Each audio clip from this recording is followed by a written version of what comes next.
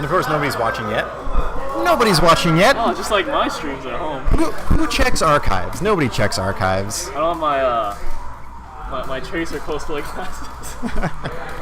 Yeah, I usually just sing for the first No wonder you don't have any viewers. No wonder nobody watches. What was I singing last time? I think I was just doing the old vocal warm-ups, like do mi do, so ti re fa re ti so do. My serenading is not working on Joe. Okay, we're probably to the point that maybe someone would start watching the archives. You are tuning into the weekly Street Fighter V tournament here at Game Realms in Burbank, California. You can follow us at game-realms.com. You can see that right down there. Also follow us on Facebook, Instagram, Tumblr, and Twitter. I am joined tonight by a good friend of mine. I refer to him as Nino Joe. I've also shouted you out in streams prior. What? And I will get to that later. No pressure. But feel free to introduce yourself, tell the people where they can find you, etc., etc. My name's Joe. I'm here. He's indeed here, in the physical form. I don't have any real social media presence. Okay. Just here to help you out, man. Appreciate it. Answering the call to help. You want to talk about a true friend, you want to talk about camaraderie, fraternity, support, call to arms. Sorority. I mean... Well, I feel like fraternity is... Dang. Look fraternity dictionary-wise works both ways, but... Merriam-Webster, get out of here. Yeah, so Joe's helping out. We appreciate that very much. Once again, and as always, I am Neil, a.k.a. Spacing Cowboy. You can find me at Twitter at... What, you have a different name? Spacing Cowboy. Yes, I switched because, for the stream that doesn't know, my handle used to be Arc Impulse, which is a reference to... a triple tech in the SNES RPG Chrono Trigger. So when I first started doing commentary here, I didn't have a Twitter handle. And the person that was handling social media for Game Realms put up a picture and said, oh, our commentator is Arc Impulse without a link. And so I searched Arc Impulse on Twitter. Oh my god. Is that you? It's not me, number one. And this guy had some harsh words for a lot of people that would have burned many bridges for me, personally and professionally. So I was like, I need to differentiate. I need to get as far away from this person as possible. So I came up with Spacing Cowboy in a reference. It's supposed to be a half reference to Cowboy Bebop and also to the reference of footsies and spacing in Street Fighter. So I like a little double entendre action going there. Entendre implies some sort of sexual reference. Oh, that's what I meant. No, it's not. That's what I meant, stream. Dr. Chill PhD, what's up, dude? Thanks for jumping in. Got here early using the emote Concha. I see any emote that waves, and I just think it's Hey Boys. Dude, Concha, man. You remember that game?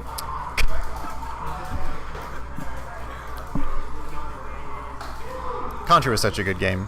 Like, I don't know, you ever think about that? The work that went into like old good platformers to figure out what made platformers feel good? Because anyone that's played a bad platformer, you know it immediately. You can like feel there's like weird physics decisions that were made in the engine. Yeah. But then you feel something like Mega Man or Mario, where even Mario's, it's not precise. There's still like the weight. I don't know what you call it. The original Mario. Right? Original Mario, where there's like, it's not sliding. Is it lack of friction, momentum, whatever it is? An abundance of inertia. An abundance of inertia. That is an excellent way to describe it. Even though it has that, it isn't. I wouldn't say it's like tight controls. It feels good. It feels rewarding. There's like almost like a danger to it. Maybe they had one or two people test it and say like, this feels good. As opposed to the bad platformers when they didn't have anybody tested. And they're like, oh, we got to get the deadline. Right. You got to make that money. Yeah, this is what you're getting. Take it or leave it. And there are some games that have good control but are bad games. Yeah, because control's not everything. It feels good, you know, like the momentum and inertia, and all that other complicated physics stuff. Like, it feels good. Yeah. But game sucks. Sometimes the game just sucks, and maybe that's the magic of a really good like timeless classic. Is it has to hit on everything, right? The lightning has to strike in every aspect of the game, and when it all comes together thematically under the artistic direction of the game, it's a beautiful thing to see. Any of those games, any game in your memory sort of qualify that for you, like that sort of it'll always be good, holds up well over time? My go-to is always Mega Man. Mega Man. I think the soundtrack is beautiful. What, 1, 2, 3? I mean, 4, 5, 6? My favorites are personally 2, 3, and X. And I think all of those work really well in terms of level design, character design, sound. I mean, we can't really. There's no story, I guess. like the story's cool. It serves its purpose. The story should be, if it is going to be implemented, should be something that drives you to play the game. It doesn't necessarily have to. Right. And it doesn't have to be complicated. It's just you want to play the game. Yeah, like Dr. Wily's being a dick. Let's go. Yeah. In some other games, like that'll be the reason why you want to play more. Like you don't play an RPG just because just because you like playing turn-based combat. Yeah, Final Fantasy 1 didn't have the most. I like Final Fantasy 1. It's a great game, but it's funny too because the game's so broken. In what way? I never really got into the. There are spells that say things. Oh, Echo. Sorry, continue. They say they're gonna do things. They don't do what they're promising. False advertising on spells? How dare they? I think one of the big ones was hey, what's up, man? Heal 2 is actually Heal 3, and Heal 3 is Heal 3. So why would you buy Heal 3? Why would you buy Heal 2? And so I guess the question is, what's the lesson that you can learn from? I think there's a lot of great games out there that have mechanics that were not intended but work very well. I think Final Fantasy is one of them. Emergent gameplay, maybe? Is that the word we're looking for? Is this what makes a lot of fighting games in particular last longer than they should? Maybe. I don't know. Oh my gosh. How do I keep finding? How is it? Where is it playing from? I don't even know where it's playing from. But we're not here to talk about our theories on game design. We're here to talk about Street Fighter V. Oh, you are. You may not be correct in that. Also, I don't know if there's a bracket up for this yet or what we're doing. Because I know Ender is up, but I don't know his opponent's name. I see brachyon open. I'm gonna go ask Will something real quick. If it's up here. All right.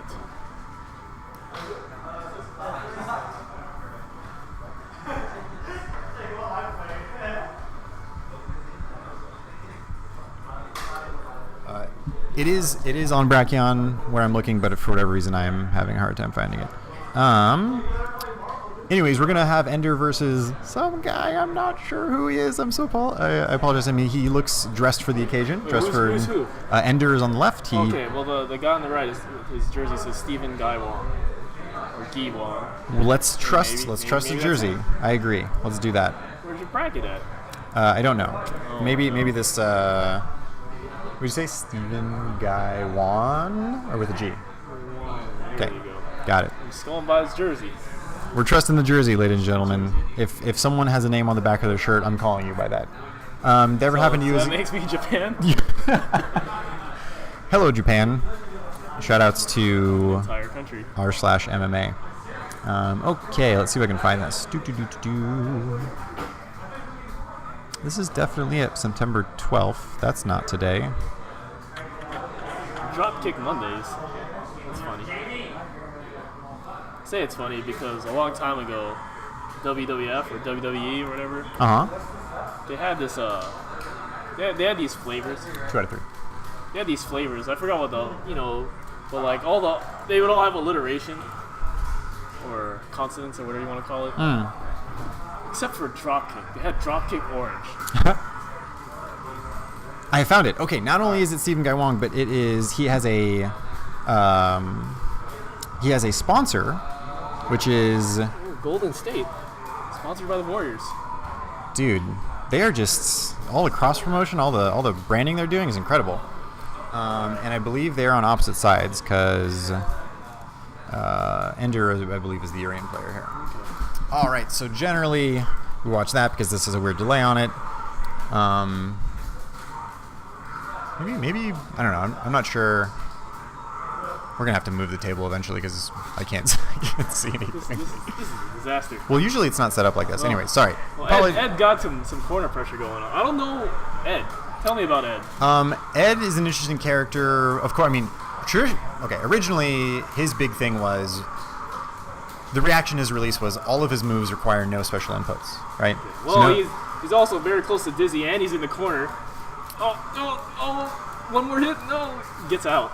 I like that. Yes, maybe it was the ease of his execution. But he has no health. Dies to Aegis Reflector. It's a way that we've all gone one way or the other. So his initial launch was sort of weird because people were like, are they trying to dumb down the game? Blah blah blah. But I think as a character in general, he has a lot of pressure tools, and I think a reasonable consensus in his weaknesses would be sort of stubby normals.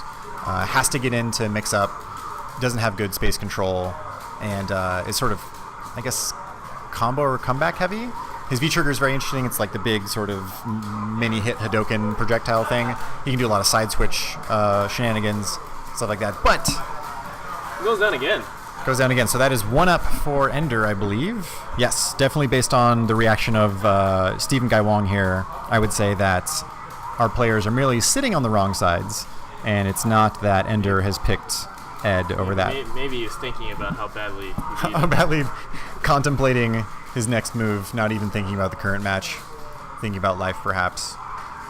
And so this is highlighted here with Urian's normals, right? Urian has a lot of great space control normals in his standing medium kick, low medium kick, and just everything going right for Ender right now. Back to Dizzy again.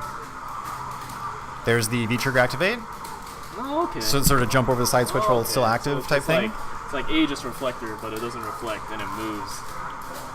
Yeah. It's like Dalsim Ultra. Yes, it is. It is like Dalsim. Yoga Catastrophe. Psycho Catastrophe is what it should be called. Guy on the horn. And I'm very happy for Urian's win for some reason. And Ender has put himself on match point here. This is his third straight round. We'll see if he can close it out. I like that fireball. The punch, the throw fireball. Yeah, that's kind of cool. Super cool. I think he's also the only other person that uses Psycho Power other than Bison.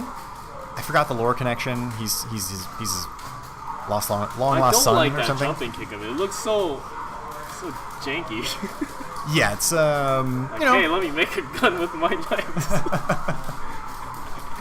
Different strategies. He's maybe trying something new. A lot of pressure here from Ender. Almost put him in the corner. Now he did put him in the corner next to the recycling bin. He's all, get back there. Ooh, good reversal to not have to deal with the V-trigger mix-up. That's a huge crush counter. So that move's invincible, so it has the whole crush counter problem. Like and takes it. 4 straight for Ender, just like that. Good stuff to him as Ed falls to the wall. The recycling bin is blocking the entrance to the bathroom. It's a fire hazard. We should call the marshal. Okay, let's adjust our stream station a bit. This was not as much of a problem last time. Or we need to be a little bit more sideways so we can see the screen. Also, I feel like we don't need this camera, do we? We do. That's because we switch in between this and this. Oh, but they don't want to see our face. Thank you, sir. Thank you so much. Also, I feel like those players sat really close to the monitor. I think that's kind of on them too. Well, some people just want to sit close. No, I bought a new desk. Bought a new desk, huh? Bought a new desk. Was there anything special about this desk? Well, before I used the table, and the table didn't have a lot of depth to it, so I had to sit really close to my monitors. So now you're afforded almost the theater experience. The more you have distance between, you can put a keyboard in between your monitors. I could before. 2 keyboards now. Now I can write while taking my online classes. Multitasking to the highest degree. Perhaps that's why some people like to sit close. I can see that. Let's see what happened. Daniel, a loyal stream viewer, is asking us what he missed. You guys have only missed one match so far. It was Ender's Urian versus a new player that I haven't seen, GS Stephen Guy Wong, who is playing Ed, and Ender took it pretty convincingly 4 rounds in a row. I think the first round was pretty close. Oh, okay. Yeah, but then after that, it didn't. It seemed that Urine just put him in the corner. Yeah, and That was it. did urine things, right? Pumped by Ukrainian is asking, who is player 2? If you mean player 2... Okay, so the confusing thing was that the players were not playing on the side. Just say who played who. Okay, yeah. Ender played Urian, There you and Stephen Guy Wong played Ed. There you go. That's not too hard, is it? Well, generally with PS4s, people tend to do like the user switch thing so that they're always on the same side as their character, because it can be like easily switched when you're plugging and unplugging controllers. I've never seen a tournament with PS4s. It's a wild, wacky world out there. Tournaments in PS4s. So I don't know what they do behind the scenes. When I watch a stream, I'm like, oh, you better have your match ready. I don't want to see no menus. Right. I don't want to see. Better not press that. What is that one button? Like the stream button or whatever on the PS4? Oh, the share button. Share button. Let's see what you have to share. So yeah, Dr. Chill PhD, Jongu, my name Boris, Point by Ukrainian, and Daniel. Thank you guys so much for tuning in. We are just getting underway here at Game Realms in Burbank, California. You can follow us at game-realms.com right at this link, and also on Facebook, Instagram, Tumblr, and Twitter in those links that you see. My name is Neil, aka Spacing Cowboy. You can follow me on Twitter at Spacing Cowboy, and I'm joined tonight by... I'm Joe. You can't follow me anywhere. You can't find me anywhere. Can't find me. Cena joke, right? Can't see me. No. I said you can't find me. Oh, so 404 joke? URL not found? It also means there's no file there. So... I tried my best. I tried and failed. I wanted to make sure you didn't try. Let's stop before we even get to the That's what I was trying attempt. to do, and then you kept going, dude. I'm persistent. I will say that's one of my qualities. You're gonna say strengths. I'm like, it's not your strength. No, it's not. Let's not get it twisted. So we're waiting for our next match here. Looks like it's gonna be Gamma, one of the strongest camis in the SoCal region, going up against the winner. He's waiting for the winner of the Goof Boy and Snacks. Snacks, one of our local Ibuki players, definitely a strong player, terrifying in his own regard. So we're all about you right now, stream. How's your Tuesday night going? Well, that's me. You said it's all about the stream. I thought you were asking the stream. Don't look at me. I mean, we could. Okay, so Snacks won his match against the Goof Boy, and now it's going to be MJ Gamma versus Snacks. Gamma, in the last 5 tournaments, he's won 3 of them. So he's definitely a force to be reckoned with. People see you can see him all around SoCal tournaments, going to Wednesday night fights. I think going to Dropkick events as well, and maybe even Power 8 events on Mondays as well. Dr. Chill PhD asks, where is Gamma from? He goes to every local in SoCal. So he's from, I don't know. Man, don't dox him. Yeah, I shouldn't give revealing personal information. Where is he from? He's from Tallahassee. I should start naming an address. 4485 East 205th Street, apartment number, whatever. Hey, that's his address. Dr. Chill PhD also adding that that's way too much driving. I agree. Yeah, that's why you fly. God, why would you drive all the way from Florida? His passion for fighting games definitely allows him to put in the extra time in terms of freeways, which are especially difficult in SoCal, right? We talked a little bit about this off stream, but I believe he recently, in the past year, moved to SoCal from Mexico. So he's been grinding. I don't know exactly where he lives. That'd be weird if I did, I think. But we're going to jump into this match here with MJ Gamma Guile stage versus Snacks. Already, Ibuki's in the corner. So one of the things that Gamma we've seen over and over again is just his outstanding pressure. Oh yeah, there it goes. And this is already Kami 101, right? 80% gone from Ibuki's health bar. Make that 100%. 100%. Starting off with a perfect KO. One of the things that I think is a signature move of Gamma is to use the standing strong walk forward as just a very basic frame trap. But I mean, I've seen him walk forward and hit standing strong 5 times in a row, and just continue on the pressure and sort of have this idea of this sense of when his opponent wants to hit a button. He's very intuitive player, knows how to. Punishes a low jab with a dive kick. Already in the corner. Here we go. And finally, Busts a meter to get out. Yeah, EX reversal from Snacks. But still in there. And this is where the momentum can start for Ibuki. Yes, 50-50 on the side. Into V-trigger. More mix-ups. Bomb explosion. No, goes for the full damage. Oh no, Oki instead. How mean is that? Switching sides in the explosion? Talk about can't find people. Can't see anything? Where is she in the smoke? And I was just going to say... yeah, that changed. That balanced the momentum a little bit. Just a little... what is it? Anti-air? Yeah. I don't know. It's one of those janky anti-airs where like you don't expect it to hit, so you don't know where anybody's going to be afterwards. Yes. Well, this is a standard... This is like kind of the standard Ibuki mix-up after EX Kunai.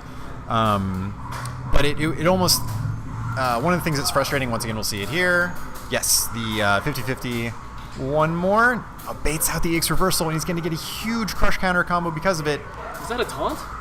That was Ibuki finding her kunais. She can replenish her kunais since they're an ammo system in this game. And I wanted to see a taunt. yeah, that would have been great. And Snacks, after losing the first round with a perfect, or getting perfected in the first round, comes back and wins the first game. This is an example of, in fighting games, the ability to keep calm, the ability to not get tilted. You can say that, or I don't know. Sometimes you just make bad decisions in the first game. True. Is Street Fighter That's why you V, play many games. which goes back to one of the original reasons I shouted you out on the stream. You were one of the ones that brought up that fighting games share one thing in common with Olympic judo in that they are double elimination tournaments, whereas most other sports and competitions are not. I don't think you'll ever forget that. No, it's hilarious to me. Just dash under. But I feel like it all started with Snacks risking that EX uppercut reversal. It hit, and then all the momentum was on his side. I think he needed the 50-50 and the success on the 50-50. It wasn't just because after the uppercut, he pushed him back in the corner. Oh, true. Wasn't that too big a deal. Snacks still has... Ooh, good check on the EX Hooligan. Oh, they have such low life. One more bomb. He decides to throw it. Another jab check on the EX Hooligan. Hits the bomb for style points. Finds a kunai right in his face, too. Overhead! Not far enough to link the jab. And kunai takes it. Snacks clutching it out here. Gets it on the dash in. And just like that, once again, after losing the first round in such crazy fashion, he's on match point against Gamma, of all people. It's double elimination. Just like judo. Just like judo. Sometimes you have bad sets. Sometimes you can turn around the set, too. We can see that. Nice, using the fly out to get as far away from the corner as possible. But now on the other side of the corner, good check. Snacks playing the neutral really well, especially in a position that Ibuki, on paper, definitely loses. Gamma, healthy life lead now. Still has one charge on his V-trigger. There it is. Mix up afterwards. This time buttons from Snacks. Is that her thing, to do that EX kick and end up crossing up? Yeah, the cross-up's not really a mix-up. It's just how positive Cammy is after block. Just wake-up buttons. Nothing, though. Cammy could eke it out. Like one poke. Ooh, the decoy hooligan. Yeah. Snacks has V-trigger, though. Kicking the bomb to start. He still looks like a basketball. Still has one charge. So advantage after those EX kunais. Gamma. Is that a V counter or whatever? V reversal, V yes. reversal. V counter, I don't know. I'm thinking alpha counter. V something, yes. Wrong game. Gamma trying to even up in terms of games here. One round apiece. Stand strong into throw. Stand strong, dude. I don't know if that's a move or a command. It's life advice. It's r/life pro tips. Stand strong. And he gets her in the corner again. There's those. Oh god. See, the thing is when you're under a lot of pressure, there's this thing, right, where you're just like, where if you don't make the right move, you feel stupid. Yeah, but like, you're playing on stream, people are watching, like this whole thing, right? It's I don't know it's about tough. that, but like, just you don't want to feel like you made the wrong decision, but you're gonna feel that, so you gotta suppress those feelings. Yeah, good defensive instincts I feel like come from less action and more discipline, right? Knowing that they want you to match that reversal, they want you to hit that button and get frame trapped, but you resist. You resist the earthly temptation. Anyway, Gamma equalizes it up. Already puts Snacks in the corner.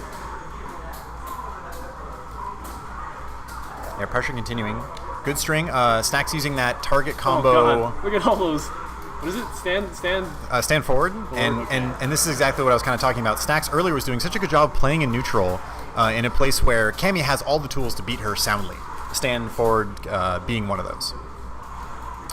Again, when you're in the corner, Cammy don't play.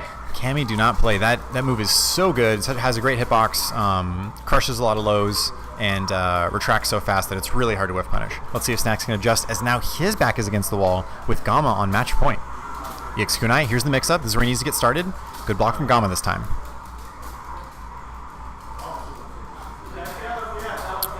Trades, so much advantage on EX Kunai. Anytime that hits, he definitely wants to dash forward and get out of this neutral zone right now. Gamma's commanding this.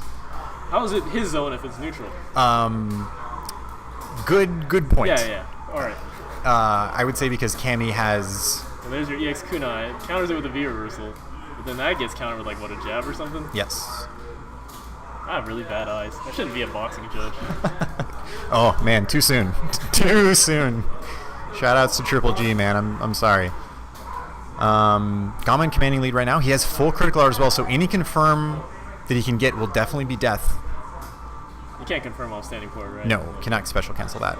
And or super cancel. I think you can only V-trigger cancel it. Both players crouching, looking at each other. Very tense moment right now. No one wants to give up any distance. While Snacks is low on super meter, he does have his V-trigger, which is... ticking. 20, 26. All those pokes, though. Yeah, two of them land true. Even more of a dire situation for Snacks here. Reversal. I think that was scripted. Like both players knew that was gonna happen. Like you said, time's such a factor here. 12 seconds left. Back strong anti-air. Gamma staying so strong under the pressure, not falling to any of these mix-ups or anything. I don't know if Snacks knows how close it is to the end. V-trigger, anything will do it here. I think he knows. Can he? No. Just not enough time, and time over. Gamma playing disciplined. Yeah, that remaining iron calm. wall, you're just like I said, there was that scripted encounter. We're just like, I know you're going to do this. This is going to be the counter, and I'm not going to get anything after this. Yeah, that's funny. The interaction of I expect you to jump in like this or use the kunai. This is the counter, and then we're going to be reset to the back position. So good stuff to Gamma. Definitely, it was an interesting sort of momentum shift there. There was the early perfect from Gamma, Snacks bringing it back 3 games straight, Gamma having his back up against the wall, and then him turning it back at that point. Honestly, like... doesn't matter if you win by a perfect or by like 2. A win's a win, right? A win is a win. So I'm saying that as in like you're perfect doesn't mean you're not good of a player either. True, I don't say you're not that good of a player, but like that doesn't mean that there's that big of a difference. Yeah, the round was just won. The game only cares that the round was won. But I think it is a trap for a lot of people to get more discouraged when they see those 7 golden letters. Trailer Park Gamin asks, how many people in the tournament this week? Let's take a look. A bit of a smaller turnout tonight. I'm looking at 2, 4, 6, 12 plus. There were 4 higher seeds, so 16 people tonight, it looks like, entered. So let's make you, if you're in the area, Trailer Park Gaming, let's make you lucky number 17. You still enter? I mean, next week. Good point. Oh, okay. Yes, we're not am I a mind reader? He said he or she said I was thinking of attending next week. It's 10 to enter, correct? I believe so. If you, I can post in the chat a link to the event, the Facebook event. I believe it's 10 to enter. I think you're correct. I think it's 5 for venue and 5 for game. Although I could be wrong. We can definitely double check that. As we have coming up to the stream, Ender, as we saw earlier with his fancy Urian up against Commander Jesse. One, of course, the most impressive, one of the best, without a doubt, Dalsums in America. And really he used to play in 4. He played Sakura, I think when he was at his peak of popularity in 4, played Sakura. Originally played Chun, because I was a Chun main in 4, and I remember that. And then I think he went to Dalsum, and then finally landed on Sakura, where he found quite a bit of success. So playing Dalsum in this game, I think, if I remember correctly, from an interview last year, someone asked him why pick Dalsum, and I want to say his answer was a bit of a cheeky one in saying, he has the beard, I have the beard, kind of felt some sort of resonance there. So maybe it's a camaraderie type thing. Trailer Park Gaming, yeah, man. Hopefully see you. Can't wait for the next Balding Street Fighter to come out. Hopefully see you next week, Gaming. As All right, we here we go. Get into our match. How does Dawson play in 5 compared to 4? So definitely still has the same sort of theme of stretchy limbs, space control, poor reversals, a good anti-airs, but kind of slow moving, has to use slides and drills to move around. Has that V skill, which you've seen a couple times where he turns a different color. He sort of levitates and is able to cancel that into an aerial. Fireballs are, as you can see... can't blow fire in the air when Urian's next to you. Yes. Except for the EX Fireball, all of his fireballs travel in an arc instead of... Still got those teleport traps. Still got the teleports. Teleports is actually an interesting defensive option in this game because... that corner pressure breaks out of it with the headbutt, though. Yes. Good block on Commander Jesse's point. Oh, but he gets hit by the mix-up. Another Aegis Reflector coming soon, I imagine. Yes, there it is.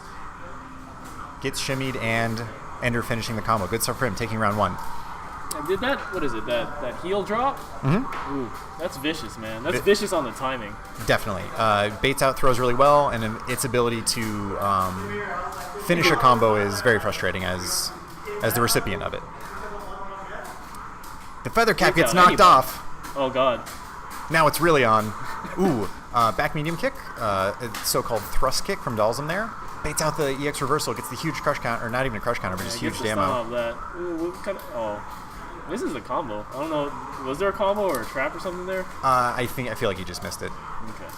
I don't know if that was some character-specific nonsense that Jesse knows. Combos into the flame, stays on the same side. Gale, that move that he has where it's the flame in the air, very positive on block. Anyone that blocks it really kind of has to hold that mix-up afterwards. It's funny because he's not in the corner, but it feels like he has the same kind of corner pressure against Dalsim. Yeah. And now this time the bananas are on Urian's head.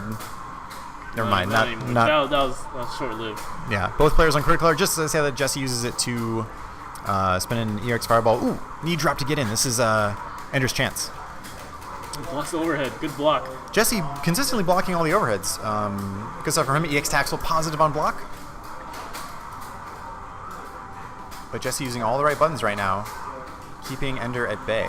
Jumps into Fireball. It's kind of funny because he's in the corner, but he doesn't feel like he's in the corner. Yeah. It feels like he's still pressuring Urian from the corner. Finally uses the teleport to get out and only gets a jab for that. For whatever reason, I think the reeling animation of Dalsum made him too far away for the combo after the stand strong. Confirms in the critical art. Big damage from Jesse. Trap there. Ooh, headbutt to get out. Big reflector combo. Can this be the comeback that Ender needs? He's going to need a reset here after this. No, Oki. Blocks the overhead again. Oh. And the throw to take it. Such a difficult mix-up to deal with. If you press anything, you hit by the reflector that you can combo after. If you don't, you get thrown. Even after you get thrown, even if you had more health, the reflector bounces you up. He gets the combo afterwards. Man, between a rock and a hard place is Jesse right now. Going down 1 game against Enter. Still a pretty close game, though. Definitely. It came down to that last combo at the end. I forgot what happened. But no, definitely. You could bat down projectiles? That was pretty cool. So I think you make a good point in that Jesse probably understands that wasn't a blowout. He has he just changes a couple of decisions here and there, and he'll walk away with the game. Just hanging out in the fire. Oh, toasty. Urian maybe having experience walking on hot coals, not afraid of the burning fire. That's racist. My apologies to whatever country or ethnicity Urian belongs to. I'm going to have to plead ignorance on this one, guys. I thought you were talking about Dalsum. No, I don't know what's wrong with me. He wasn't walking on his own fire. He was not. One time we had a discussion when there was a Dalsum mirror match going on as to why the fire hurts one of the Dalsums but not the other. Like, what could be the lore reference or reasoning for that? Maybe they have different enzymes in their stomach. Okay, so anyway, who cares? Urian's already down to almost no health. He's being zoned from the middle of the screen. Still has V-trigger though, so anything is possible if you can get that Aegis Aegis Reflector. To get close. Oh, blocks the overhead. This time, Jesse using V-reversal to get himself some space. 1 charge left on the Aegis Reflector. Down to 22 seconds. Interesting teleport in from Jesse. Okay, has to hold this now. A sliver of health. Knee drop. Blocks it. I really thought that's negative. Maybe it's not. But Jesse taking it with a short slide. A nail biter down to 12 seconds. Jesse trying to not go out without at least picking up 1 game here. Gale trades with back strong, I think. Another trade. Is this one of those weird combo videos where everything either misses or trades? Yeah, and then the fireball comes in from like yesterday. Dude, classic fighting game stuff. It's so great. The slowest projectile in the game, like, and then both characters dash to the side of the screen and start the combo. It's good stuff. One of the things that Ender does in this matchup, as I think all Urians would do against someone who's not pressuring them, is start that V skill up where he's you can see his skin turn darker. It gives him armor on his special move so that he can get past, sort of armor through Dalsum's normals there. So as you see him do that headbutt, he was kind of looking for another limb to be put out by Jesse. Jesse smartly not falling for the bait and staying strong as he takes game number 2. It is 1-1 as we go into our final game between these two players. It always feels like Urian's so dangerous. Even though he has like a sliver of health, like he just gets like 2 combos. I guess that's Street Fighter 5, right? It is Street Fighter 5, but you raise a good point in that it is exemplified in Urian. Yeah, if he has V trigger, you're almost always one mix-up away from death, which is terrifying. Absolutely terrifying. Just like Third Strike. Yes, just, I guess staying true to the character's nature in that. First, you got to do like 1,000 standing strongs to get the meter for an age. And then learn charge partitioning so that it becomes instinct, and then you've got unblockables, which is great. Even on health right now. Ooh, nice. Stand fierce to get under the fireball. Doing the yoga. I like those. They also require really cool timing. I agree. Sort of reminiscent of Dalsum in 4, where I believe he would do crouch fierce, and he would always trade with the Hadokens, but he would always win the trade because of the damage. Oh, this time, mistiming it. Punching a fireball at long range. And you're sitting on V-trigger. Like you said, it's always so dangerous. Gets out of the corner with that teleport and gets a bunch of jabs for his trouble. He wanted to get that Yoga Sniper to end it. He's going to have to settle with maybe a mix-up here. Excellent choice of button from Jesse. They're stuffing the EX knee drop. I think he thought he was going for the teleport. So nah, just gonna throw my leg out here. Right in that general vicinity of the screen gets the big teleport mix-up. Heavy sigh from Ender. He's got to collect his thoughts. To borrow a phrase from Seth Killian, he's got to look deep inside. Find out the answer to this problem, this riddle that is Dalsum. Already, Dalsum taking Urian down to less than half health. You can see it's interesting to watch Jesse kind of change speeds sometimes, going from slow and methodical to more rush down, more pressure with gales and teleports. No. Aegis Reflector not going to help Ender here. He's going to have to win it the old-fashioned way, but no, the gray health plus the back throw takes it for Jesse. 2-1. Good stuff from him as he advances to a lot of close matches in this game. Definitely. I think close games in this match. Oh, okay. Yes. There we go. Well, I agree with that as well. That is also true. As we're going to have MJ Gama coming up against Dash, who I think I'm familiar with. I don't recall his player. Jesse advances. That was the winner's bracket, so Ender's still in the tournament. And Jesse's going to be going up against JD, a.k.a. Kuya Brad, our local Cammy player. Excited to see that. If you are just tuning in, we are here at Burbank, California, at Game Realms. Enjoying the reprieve from the ridiculous weather that was a few weeks ago in Southern California. Especially in the valley, it was like 110 degrees and it was raining. Like, whoa, I don't understand what's happening. Half of Burbank was on fire. We've recovered. It's nice and cool now, and we're walking into the Southern California fall. My name is Neil, aka Spacing Cowboy. You can find me at Twitter at Spacing Cowboy, and I am joined tonight by my good friend Joe. Joe. Yes, I'm invisible. Can't find me. Can't find you. I'm sure you can find me. I'm doing other Stranger Things. Stranger Things. Speaking of which, season 2 coming out in October, I believe. Late October. Of 5? Of Stranger Things, a Netflix series that was very popular. Anywho, I just heard that and I wanted to say something about it. But Gorgeous, thank you for joining us this evening on stream. Okay, whatever, sir. My name Boris. How's it going, man? Good to see you again. Shinwolf, I believe you were here last week as well. Good to see you as well. And Voodoo Madman. Look at it go. I feel like shout outs to Dota. Anyone in chat play Dota? Witch Doctor? Who mains Witch Doctor? How many show of hands? How many people main Witch Doctor? Voodoo Doctor? Voodoo Doctor is a Hearthstone card, I think. I can't remember. What was the class in Warcraft 3? What was the class? Yeah, there was the class, the unit. Oh, Witch Doctor. It was still the Witch Doctor? Yeah, it was Witch Doctor, I think. No problem Man, for the that's shout fair. out, man. You have a cool name, Shin Wolf. Shin meaning true in Japanese, or like Shin Shoryu, true. Could be new. Could be new. The new or true wolf. The true wolf. I like true wolf. True wolf sounds better. Anyways, There's an E at the end. Maybe it's German, so it's Wolf. the W is just two V's, and you sum the pronunciation Yeah, of but them the both. V is the W. So it's Volkswagen. All right, MJ All right, Gamma All-American Balrog. coming up against Dash, playing Balrog here. As we get into our first game between these two players, this is the winners bracket semifinals. Already? Yeah, that's quick. Yes. Pretty efficient tournament here at Game Realms. If you ever come down to play, you'll rarely find yourself waiting, and you'll always find times for casuals and running sets with some of the excellent talent we have. Cammy's already got Locally Balrog here. down to near stun. And in the corner. How's Cammy in this game? Is she pretty up there? Very good. Her offense is excellent. She has a lot of good spacing tools, as we saw with standing forward. And I think the only downside that she has is she has the lowest health in the game. So in a game that is mix-up heavy, her defense is a problem, as we might see here with Dash's pressure from Balrog. Balrog being maybe the polar opposite in terms of having so much offense that he can turn a little. Block on the hooligan slide. Speaking of damage, convert here. Is he going to spend it? No, he spends EX instead of the critical art. Probably a good idea, as he has more opportunities to mix up here. Get out of the corner into just a throw. Gamma, 2 throws to end the game or end the round there.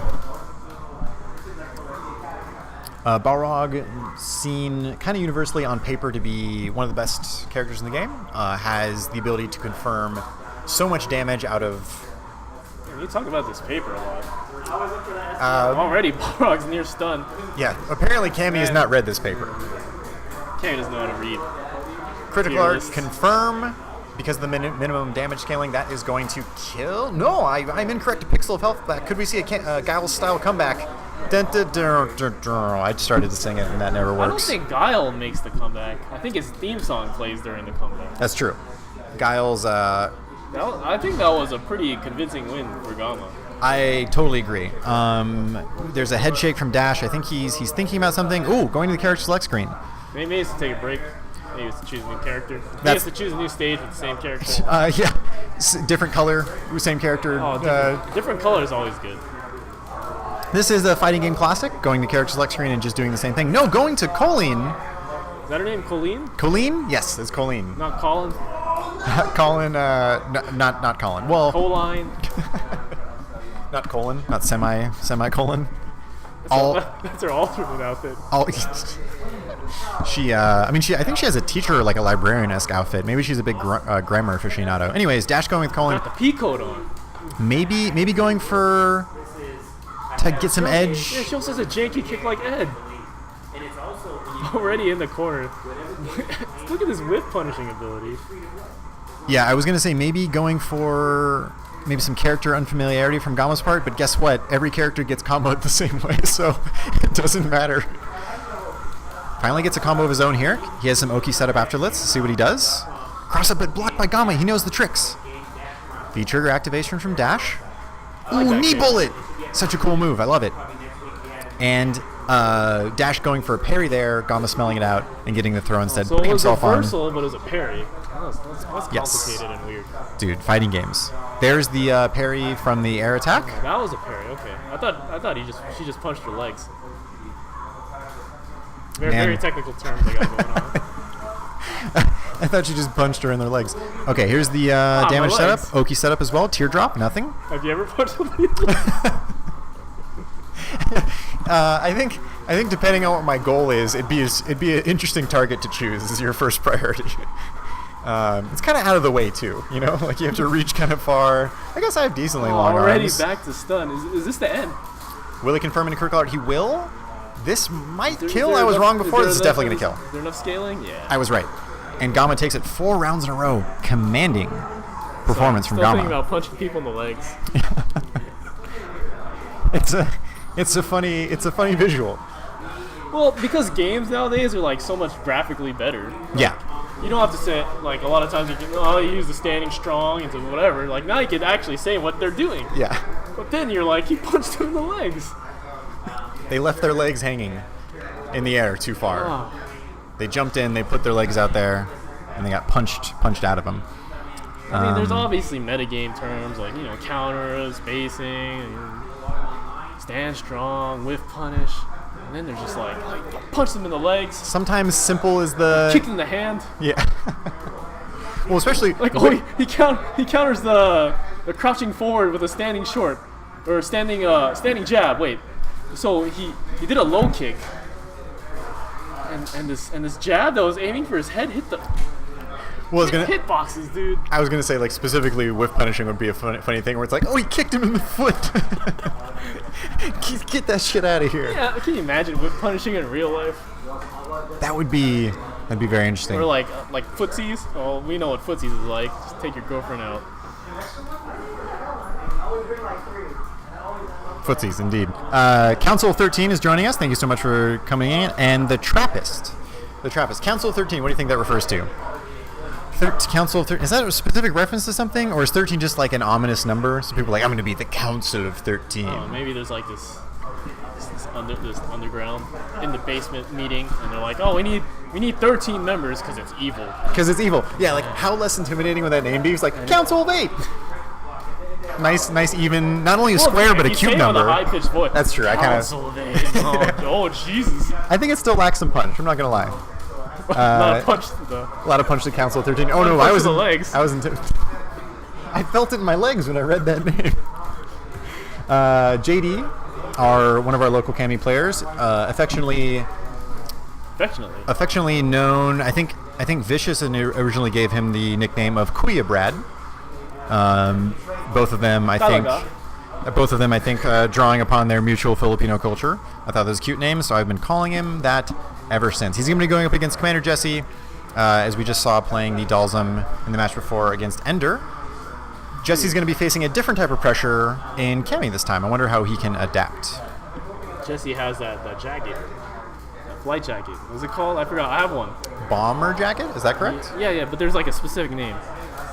I have one too, but it's in black. But that's the trendy color in Japan. Or at least it was when I was there last year.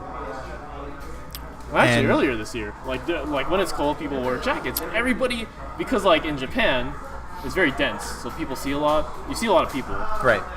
And then trends are very strong, so people wear the same stuff. That was the jacket. That was the color. Maybe the color was the trendier color was a little more green. But then like you just, that slight variation, you get like that little flair. Jesse would be very popular if he was to walk the streets of Japan right now, probably. People would say, wow, look at that beard, look at that jacket. This guy knows what's up. Japan's a big place. Depends where you walk. Yeah, we probably walk in Japan, there'd be no one there. I guess it depends. I guess it just depends. If you come to the U.S., where are you going to the U.S.? Montana? Oh, yeah. You're going to walk around there. You might run into a deer. Yeah. What's the deer going to think of your jacket? I don't know. Hey, that's my brother. Maybe getting some altercations you weren't expecting. Is really popular this season? Cammy is popular. I think just generally a strong character and also fun to play, very offensive based, has a lot of tricks, and I think pretty linear in her game plan. So I think a lot of people gravitated to her. Too close. Can't cannon drill like that. Another spiral arrow missed. One of the streams I talked about the inconsistency across Capcom games of the name of that move, because sometimes it's cannon drill and sometimes it's spiral arrow. I wish they would make up their mind. Anywho, Jesse off to a commanding. Maybe she learned something. Instead of being like cannon drill Mark II, she wanted to be spiral arrow. I guess that's a sign of creativity. So that's good stuff. Jesse finishing with the Yoga Sniper. Dude, that overhead. Not as powerful as it was in 4, where the angled down move was fierce. It's now the jab button, so it does less damage, but still serves its purpose if the person is blocking low. We'll see Jesse do that aerial, that jumping fierce, that big double hand chop a lot. Has a very interesting hitbox, starts at the top and goes all the way to the bottom. Really great space control tool. You can see him kind of throw it out as he's landing, as there's not much recovery frames, as we see there. Ooh, lands on the fireball. Missed input from Jesse as you see him shake his head. Let's see what he can do to maintain this pressure. Almost turning the tables on JD here. Sure, it looks pretty even to me. Even on health. Dawson's got all the cabin attendants in the world. Although That's what CEA is, right? Cabin attendants. oh, you crush counter gets the Gets it. Gets everything. Somebody gets. he meant to do a teleport into a air yoga the gale, grass is but on fire. Smokey the Bear would be very upset with Dalsum right now. Well, at least the trees aren't on fire. True, and hope maybe the grass. I don't know anything about wildfires. Does it usually start in grass? I don't know. I don't know anything about fires. This looks like a fairly. Anyway. This is a fairly tropical area. I wouldn't imagine that that fires would last very long. There's a waterfall in the background. It'll put the fire out. Already, Camming putting on the pressure. Dalsum in the corner. Take the teleport out. High on stun, but Jesse getting out of it. Oh no, that's not what you wanted. Looking to regain that pressure. Still has the life lead, but this is the way Dalsum wins, right? If you lose momentum for just a little bit, it's like death by 1,000 cuts. That's one of your favorite phrases. Oh no, it gets. So much fire. Huge all the combo. Wildlife. Just as I say the death by 1,000 cuts, Jesse lands like one of the biggest, her entire health bar was red. Makes up your opportunity, gets the throw. Also, fire is not really a cut. True. That's a physics question for somebody. Can fire cut someone? Like if you focus, could you like cut something with a blowtorch? It's just burning it though. It's not really cutting it. We'd have to define I'll cut. answer that I don't later. know. We got a game. As Jesse, like you said, is on full critical art, can confirm any combo here. He's got all the cabin attendants. Yeah. JD trying to get his offense going. No. Down back, medium kick, thrust kick, as it's called. Stops the momentum. Thrust kick. Another head shake from Jesse, missing a input error on the teleport. That wasn't a good punish either, so. And kind of getting away with it, right? Well, I don't know. I mean, you got something. This time confirms the V-skill combo afterwards. Healthy life lead. Baits the shimmy out, but doesn't hit it, or tries to go in for another throw. Sliver of health for Jesse. Could this be the comeback? Oh, another missed input for him. You wanted that instant air teleport. Gets the jumping safe? fierce instead. That's funny. You get hit, and then you have all day to come back and hit him before he lands. Yeah, it's not a great feeling for the Dalsum player, I'm sure. Gravity. You want to talk about physics? Yeah. Who is this man, and how did he change the laws of gravity for just himself? Although, if we're talking suspension of disbelief, I don't know if that's the first thing in Street Fighter you'd have to talk about, right? I think that is. Maybe the first? Yeah. Gravity is one of the fundamental forces. True. Fire is not a fundamental force. Not at all. Here's that pressure you're talking about from the middle of the screen. Gets the air reset, so can't get a full combo, but gets the whiff punish afterwards. Or sorry, frame trap. That was a ton of damage. 40% maybe. Standing medium. I don't know, 30% maybe. 35. Yeah. Let's compromise. Jesse's on full stock of everything. V trigger and critical art. Good throw break. Gets out of it. Can he confirm after it? No, it's too far away. That's a good whip punish. Ooh, oh. This time gets the shimmy. I think JD had an excellent adaptation there in that the last round he had a very similar situation. Walked back. Jesse went for the throw. And JD instead went for the throw after that, got teched, didn't get anything off of it. This time, committing to his read, walking back, getting the stand fierce to finish the round. And we're at game 3 here. This game's so quick. The whiff punishes are just, ooh, you don't even have time to call them out. No, it is fast-paced indeed. This time, JD also confirming on his V-skill again. First one he missed in their match, but now he's been consistent as can be with these. Nice anti-air, back strong from Jesse. Is that back strong? Close strong? Are they the same thing? There are no proximity normals in this game. Everything is really? command normals. I know, right? Oh, wow. So yeah, that move where he sort of reaches very far up in the sky, almost like a Q back strong from Third Strike. One of his better anti-airs. I think it was his back strong from V-ism in Alpha 3. Oh, same thing? Yeah, V-ism in Alpha 3 had, you could choose your proximity normals at any range. Ooh. Fun stuff. Yeah, that's kind of the design of this game. As Jesse takes the first round, as he is now on match point. Kicks his stretched leg. Kicked him in the leg. Punch him in the leg. And he's got, in terms of when he's stretched out, he's got so much leg to kick. I feel like you should almost target that. Just statistically, you're going to hit his leg most likely. Yeah, but is there something substantial there if it's all stretchy? That's true. Does it just absorb where are the pain receptors? Ooh. once again, how can we believe this character? How does it work? Confirms in the critical art, this should do so much damage to sliver health and stun, so anything will do it. And the instant overhead takes it, Jesse. Moving on to winners finals, here we'll face Gamma as Gamma wins. I don't think the instant overhead really took it as much as the stun and all the other stuff leading up to it. The instant overhead was definitely the cherry on top, not maybe the meat of the dessert, which is a poor term. It's like, I don't want to say it's like styling. What is it more like? I don't know. A guarantee. Styling is a good word for it. I mean, you could see No, it's not styling because there's nothing inherently cool about doing whatever that was. True. Grimwood 96. I will put the bracket in chat for you. Thanks for joining us, by the way.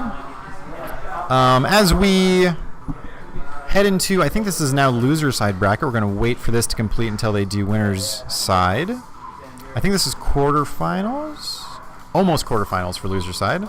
As we welcome you, in case you just tuned in, to the Street Fighter V weekly tournament here at Game Realms in Burbank, California. You can follow us at game-realms.com, as well as Twitter, Tumblr, Facebook, and Instagram. That's right. I couldn't remember the last one. I was trying to do it without looking. What's up? Yeah, please. That'd be great. Instagram. All your follow us on LinkedIn. It's funny because I remember the hard one, which is Tumblr, and I forgot Instagram. Like, it's the most popular one. Follow us on LinkedIn. Anyways, my name is Neil, aka Spacing Cowboy. You can find me at Spacing Cowboy on Twitter. This is Joe, good friend. He answers the call when needed. I also want to improve my speaking ability, which is this is definitely a way to do it. Let's get that. But I don't know. I think the pitch of my voice is always the same. That's why I always get the low scores at karaoke, whatever you want to call it. Do people score karaoke? Depends on the system. All right, here we go. Roman 4328, Geef player coming up against Ender. This is now, like I said, loser side of the bracket. And this is probably a departure from Ender's usual game plan. Zangief doesn't have the same danger that he had in 4 of having like a 1 frame or 2 frame command grab. I think it's 5 frames in this game, so you could definitely like stuff it with meaties pretty easily. So Urien can set up his offense, but it's not as one-sided of a thing. Like, Zangief definitely wants to start his offense too. And we'll see what Roman can do against these pesky Urien normals that control a lot of space. If his throw is 5 frames, what'd they replace like his strengths with? This is the lariat. That was pretty big. He definitely missed the lariat. Confirm into Aegis to take it. Ender taking the first round convincingly. Let's see how Roman can adapt. Where's the thank you, sir? Anyway, yeah. Zangief definitely has a lot of. So the range on his lights SPD is massive in this game. So that's one thing, and he has a lot of momentum stuff. I think they made it just, they wanted maybe to disincentivize SPD as a defensive option. Okay, if you say so. I guess you'll there have to. It is. There's the defense of the SPD. Yeah, using it as a reversal against that blocked low medium kick. I don't know. Not having a quick throw, that's not Zangief, man. Against the spirit of traditional Street Fighter iterations of Zangief, I would agree. Ooh, EX tackle gets him out of the air. So annoying. God, that move's hitbox is so fast, so good, and is safe on block. It's really... okay. That's the one thing I remember from doing the training mode, that vacuum thing. Vacuum thing, so good. Gets the meaty vacuum as well, continues into it, and goes into the critical art as well. It was a combo. I thought he waited for the mix-up, but no. Combos it, and now in a great position to take this round. Headbutt over the low medium kick. It's a position. Take care. Ooh. And as hopeful as I was, the Urien machine strikes again. You said great position. I think it's a decent position. It's a good position. There's definitely some advantages, but it was not a great position. I may have overreached when I said great. You have to be careful, man. Words mean things. Ender taking game 1 in this best of 3 series. Definitely want to see Roman adapt to this. Not a plethora of Zangief players around Game Realms, so it's cool to see him come out and showcase. I really like Zangief. There's something about him that, I don't know, it's really like he comes in his briefs. No nonsense. Let's not read too much into that statement. Yeah, let's not analyze the. When he goes to matches and just these red briefs. He's got Matching red boots? matching red boots. He got the Russian star shaved on his chest. EX SPD gets Oki after this. Huge damage.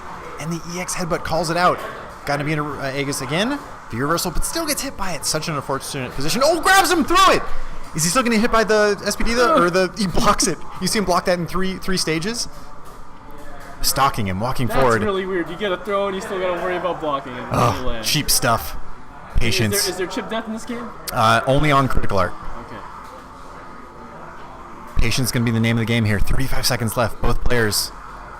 Zangief. Stuffs it with the flex! Oh my goodness, what a read from Roman. That absorbs everything? Yes, Gray Health doesn't kill in this game. Oh, wow. Such a cool way to end that round, in style. Get flexed on. Hits him with the Mr. Olympia stance afterwards. This is the funny thing. When Zangief's in the corner, it's not that big of an advantage. No. It's so weird. Like, you're like, oh, I got you in the corner. Let me slowly back away. Yeah, if anything, the other person's saying, I'm glad I have all this room to run away from Zangief from. Yeah, nothing's more scarier than a cornered Zangief. Hairy enough to be mistaken for a badger in certain ways, right? What's that? Is the badger Wolverine? What's the one that's like stereotypically the most dangerous thing to... If you have a corner, big crush counter, he has an opportunity here. Combos into the V-skill, into the critical art, a lot of damage, but we'll see what Oki options he has after this. Still has a lot of meter on his V-trigger. Just goes for the raw SPD, and that should be... No, Sliver of Health left. It's that decent position he's in again. This time doesn't block, or doesn't counter the EX shoulder tackle, and Ender stealing it there, I feel like, at the end. Decent position. Decent, yeah. A slightly above average position here. I told you, man. Good anti-air from Ender there. Is going to get a good damage. Position. Meaty afterwards? No, just gets the... Mistimes his meaty on the air reset. SPD for Zangief here. That punch the jaw. right in the beard. That punch seems to work better visually on Zangief as he is tall enough to take it. Usually it seems to go over people's heads. Like against Cammy, right? It'd be like a punch to the hat. Ow, my hat. Ow. Big jump in combo from Ender. Coach, can't play. I got a hat injury.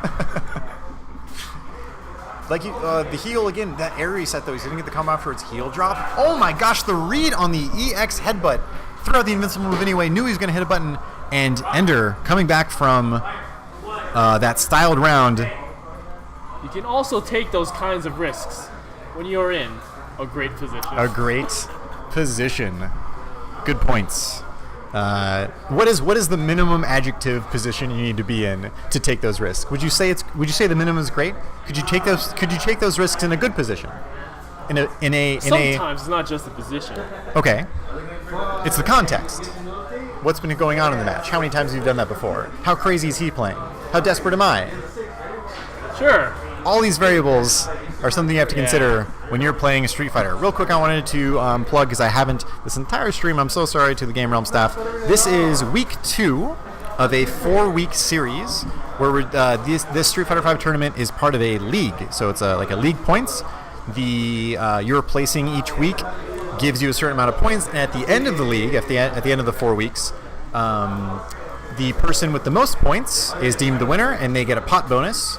I believe the pot bonus was $300, which it gets split 60, 30, 10 between first, second, and third place in terms of total league points. So not only do you get the benefit of the pot of the night just from the entry fees, but also the good people at Game Realms have decided to start this league series and put in a pot bonus at the end. So definitely, if you're in the area, great place to come out and level up your ability to play games in a offline environment as we go into Ender versus Dash, as this is now losers quarters. He doesn't have those all-American type pants on as Balrog anymore. Yeah, this time not choosing the alternate costume. See if that additional airflow increases destructive power. Yes. Balrog, I mean, with his dash punches... Already comes out to a good start.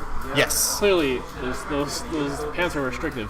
Well, I was going to say, as a person that moves super fast, kind of dash punches in that fashion, probably would benefit from some optimized aerodynamics in his costume, right? I don't think that's an aerodynamic thing. I think it's a cooling issue. But Cool.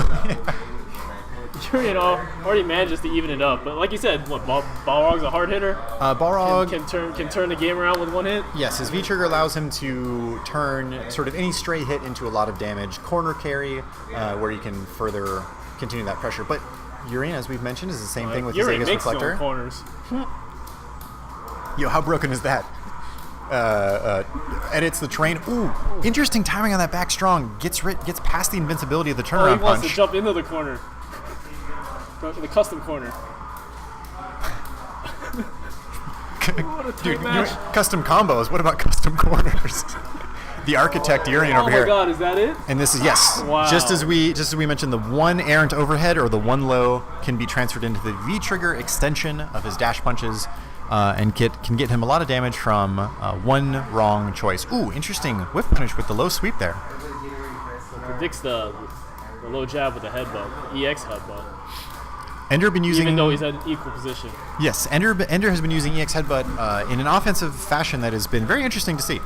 I like it. It's just like, I know what you're gonna do. Yeah. I got the counter in my pocket right here. It's an extra call out when it poses risk to you, right? If you're wrong. Why do you make things so complicated? I don't know. I don't have a good just answer like, to that question. Boom, here's my gun. Oh, it's safe too, right? So it's not really that much of a risk. No. Okay.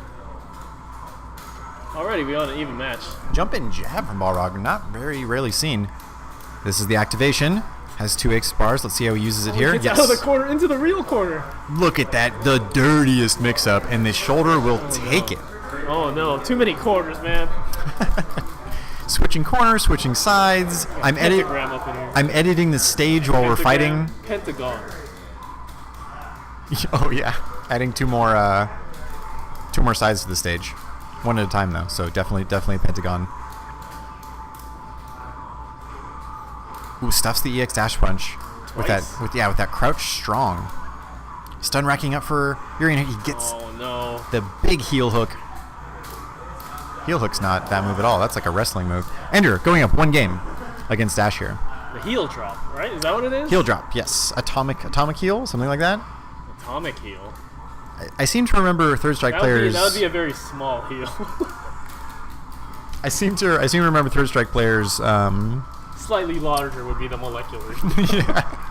I seem to remember Third Strike players having sort of a colloquial term for it. I can't remember what it is now. Maybe heel drop was it? Oh, there's his heel and it's going down. He's dropping it. The London Bridge heel. There's a lot of options we have here. He doesn't build up his heel with gold and silver. References, ladies and gentlemen, we've got them. Big jump in this time from Dash. Huge combo afterwards and the corner carry. Ender not falling for any of these frame traps though. Oh, look at that patience. And Dash doing the right thing. Now, I said look at that patience. You had 3 throws and three free throws. There you go. Right. And I feel like Dash, reacting to the fact that Ender was content with just sitting there, had to stop trying to fish out for buttons and go for more like throw pressure. We're going to see the bounce here. No, it doesn't combo afterwards. I'll get to it later. We got a pretty interesting match going on. Different EX dashes used by different characters. Another throw for Dash here. I just realized Dash is named Dash and plays Balrog. That's so fitting. Does he like The Incredibles? Is Dash I'm unfamiliar with The Incredibles. Is that a... Never mind. As Dash takes the first round in the second game, we will see...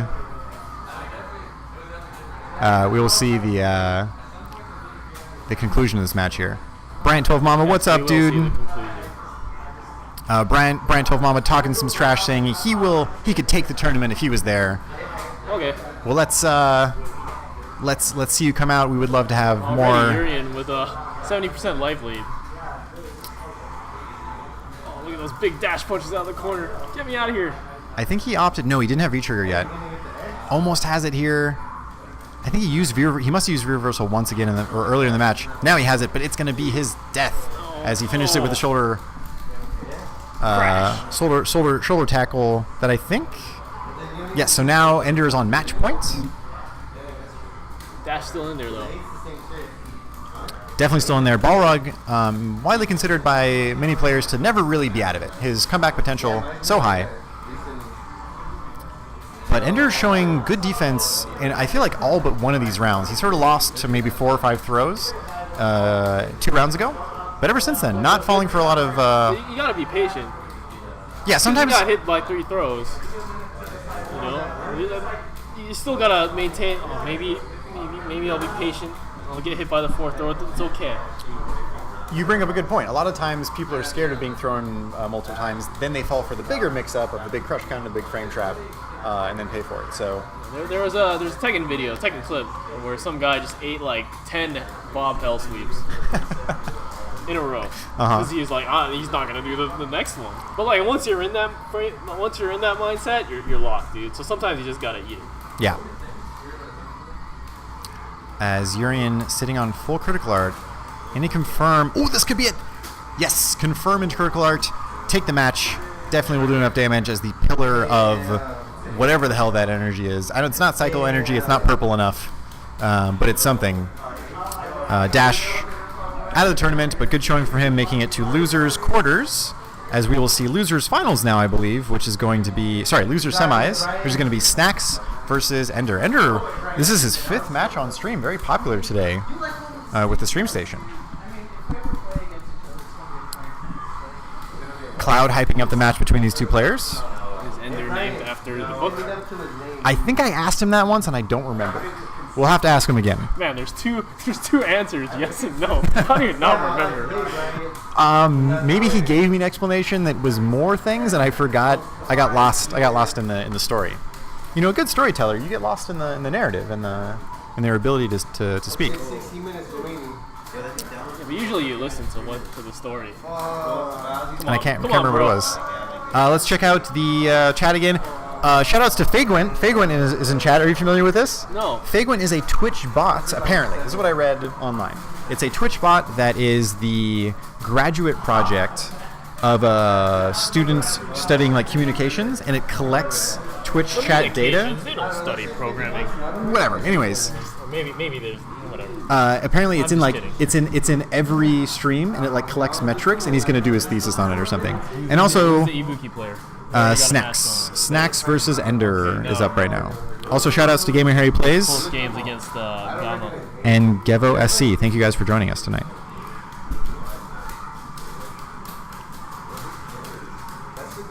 I feel like both characters here really want to get their offense started. Very momentum-based character. Ibuki probably more than Urian, just because of how her mix-ups, ambiguous 50-50s work. Right now, the pressure's on him. Right now, Ibuki's in the corner. And here comes the mix-up. That wasn't a mix-up. That was kind of a mix-up. Nice confirm off the standing medium kick. Gets the EX kunai cancel afterwards, and Snacks taking the first round here. I'm sure anytime a Urian player sees the V-trigger full when they're dead, such a bad feeling to have, right? If you play this character for anything, you play for the fun of using Aegis Reflector. Well, sometimes it happens. Sometimes things happen. Like when you lose a match and you have full super meter. Oh, yeah. But then if you use Wake Up Super, like... Do you feel even dumb? Yeah, which one's worse? Which one's worse? It doesn't matter. A loss is a loss. True. Going back to our earlier... You can't be too emotional. You can't be too clingy to your V-trigger meter. Sometimes you just gotta let it go. V-trigger meter? V-meter? Either one, I believe, is acceptable.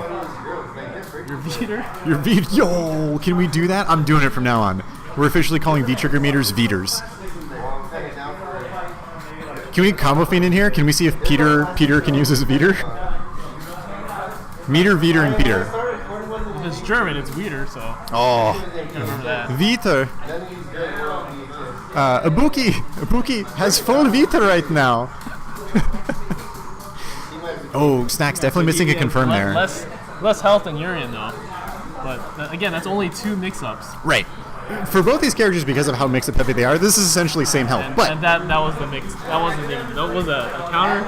Yeah, pressing buttons to stop the mix-up pressure that Snacks was...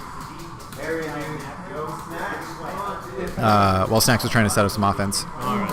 And we're into the final round here between these two players.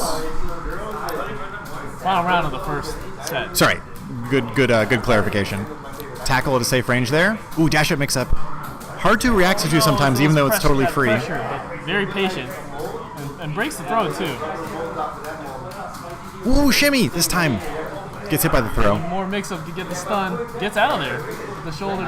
Oh, we get. Yeah, back into it. Mistimed his median. Mistimed his median, unfortunately, and he's going to pay for it here. As Snacks takes the first game. Bryant told Mama, we will try to. What I'll do is I'll have Snacks come over and I'll have him read the chat. And read the trat. Read the trat, aka the chat, aka the Veter. Veter. V is W. Oh, right. Sorry. Weeter. German is Weeter. Big jump in from Snacks. Off to a good start here. I love getting those jump in combos. Like it's like training mode, but it's not. It's like you never expect the jump in to work. And when it does, you're just like. And when it does, the payoff is, yeah, like you said, oh so sweet. You're already down to 30% health. Overhead can combo afterwards. Gets the shimmy and into the throw. This was a Ibuki exhibition video. Yes, and sort of doing a lot of interesting things there. Kind of mixing up. Could have comboed after the standing medium kick, but went for the throw instead. Flowing so well in his offensive options right now. I like that power bomb. I always like that power bomb, especially for third strike. Yes. I like that they didn't give him a back throw. That it's just a power bomb in a different direction. I'd love for Urian to be like, I only need to know how to throw once. Like I don't. Yeah, what do you need to know these different throws? It's not like you have different Oki after, right? I powerbomb him this way, or I powerbomb him this way. It's simple. Good anti-air, standing roundhouse from Snacks. Man, Snacks is using Ibuki's walk speed to such great effect right here. Getting a big crush counter on the EX. Ooh, but this could be the start of huge pressure. Yes, there's the Aegis Reflector, and this is going to be it. I thought he could have finished it with something. It decides, maybe get to have any meter. He dropped it, but it doesn't matter. Sometimes you don't expect them to drop it, and when they drop it, you're not prepared anyway. Definitely, those scramble situations can be almost like who's more aware, who's more vigilant in terms of the momentum. Generally, the person who dropped the combo knows that they dropped the combo. It's true. They will before the other person, right? Power bomb to the left. Will he finish it with a power bomb to the right? Yeah, he had a ton of momentum and was only like 2 hits away from stun, but was able to get out of there. Interesting uses of the stand roundhouse to whiff over him. That's like the light Tatsu into uppercut, like the old arcade trick. You want to punish it, but you get hit anyways. Once again, baiting out the buttons from Ender, getting counter hit. Got out with the headbutt. I think Snacks maybe was expecting something else. This is furious. Fast and furious. This probably is it. Ibuki with lower health, shoulder takes it. Does she have lower health in this game? I believe so. Yes, lower than average. That was winning the second game, making it 1-1. So we're headed into our final game here, and I believe the losers semis here at Game Realms at our weekly Street Fighter V tournament. Yeah, Ibuki puts her hair gel in weird places. She chooses 3 very specific groupings of hair to gel. These crazy high school kids, who knows what the hell their fashion is. Sweep to counter the sweep, or to punish it rather. Offense starting for Snacks here. Baits the throw. Not a lot of health or stun meter left on here. This could be the beginning. Huge reel. Snacks reeling in his chair. Can he stay solid and block this incoming mix-up? Ooh, trades! He'll take it, though. Here comes the Aegis. Powerbomb to the right! Kick to the left! It's our right, which is... Sorry, which is Urian's forward. State. Oh my god, but it's so close! EX Kunai dash forward.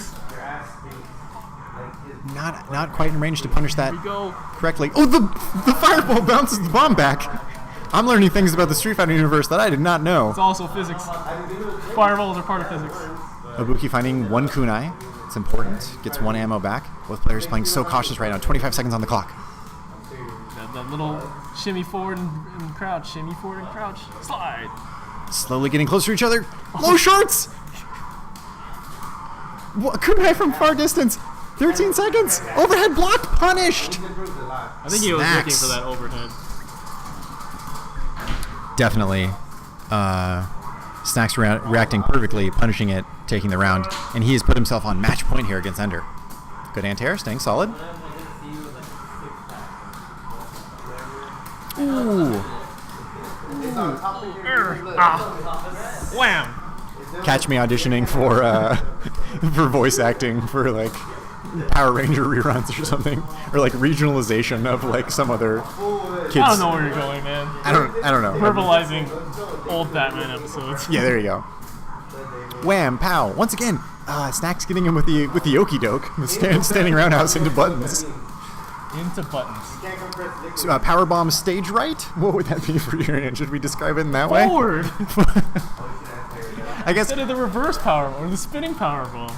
I guess yeah. It is anterior power bomb for Urian. Posterior power bomb. Anterior power bomb. Breaks through the reflector with that throw. EX knee drop.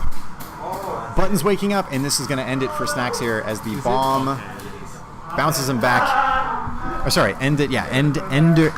It's going to end Ender's run here at the Game Realms weekly Street Fighter V tournament as Snacks goes on to losers finals, where he will wait for the winner of our winners bracket finals, which is Commander Jesse and MJ Gamma. This has been a consistent motif in Game Realms Street Fighter V tournament. Commander Jesse and MJ Gamma being fighting it out for the tournament victory.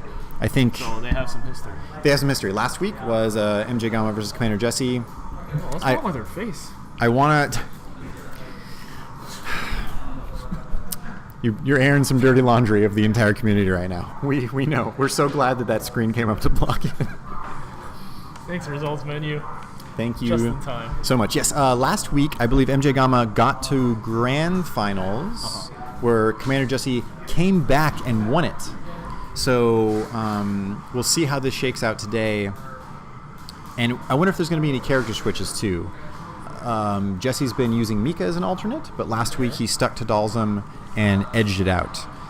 MJ Gamma has been using Guile alternatively to Cammy, sort of kind of a more defensive play style.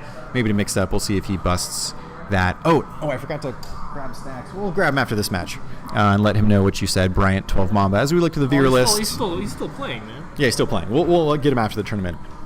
Biryuski's in the chat. What's up, Charlie? Thank you for tuning in. Buck Gorgers, of course. Council of 13 staying with us this entire time. Hello to you, Gamer Harry. Sad you couldn't make it out, but are you here? You're just on it on your phone? No, you're not here. Gamer Harry, a strong Vega player that comes out to these tournaments. Okay. Give OC Hellfire Francisco in the chat. A strong Vega player. Vega in the chat. Francisco's in the chat. Shoutouts to Hellfire F528. Who else is what we got here? Lay-B1, how's it going? Whoa, you have to watch out with that name.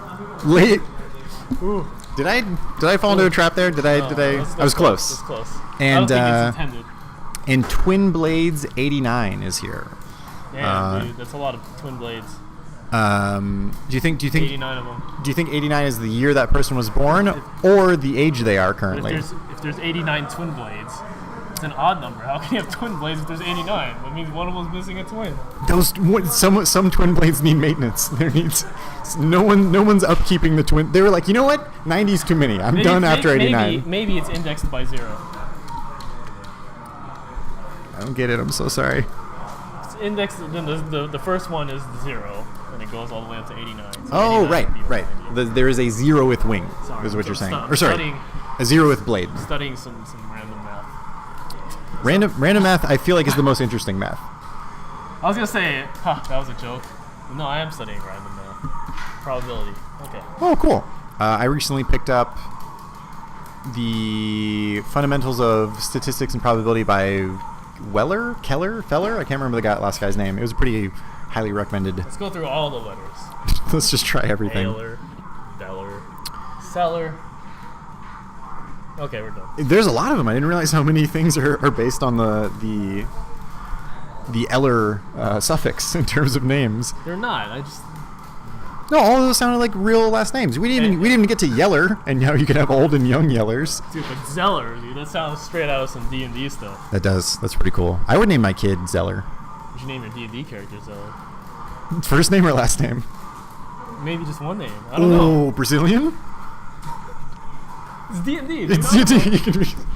They don't have to. Yeah, I guess they don't have to have. I feel like D&D has a kind of custom of giving people grand names, like not even like first and last, but like middle or like titles too. Sir. It depends on like how you want to play, man. That's true. It depends on the group. Depends on who you're playing with. This one girl wanted to play D&D with my group of friends, so we played some D&D, and she was not. I don't think she was happy with the way we played. We were like the rat, like let's do silly stuff, man. Like, yo, can I do a backflip off the wagon? Yeah. roll for dexterity. Yeah, and then I passed it, and she's like, so you did? She's like, oh, you did a backflip off the wagon. I'm like, do I get applause or something?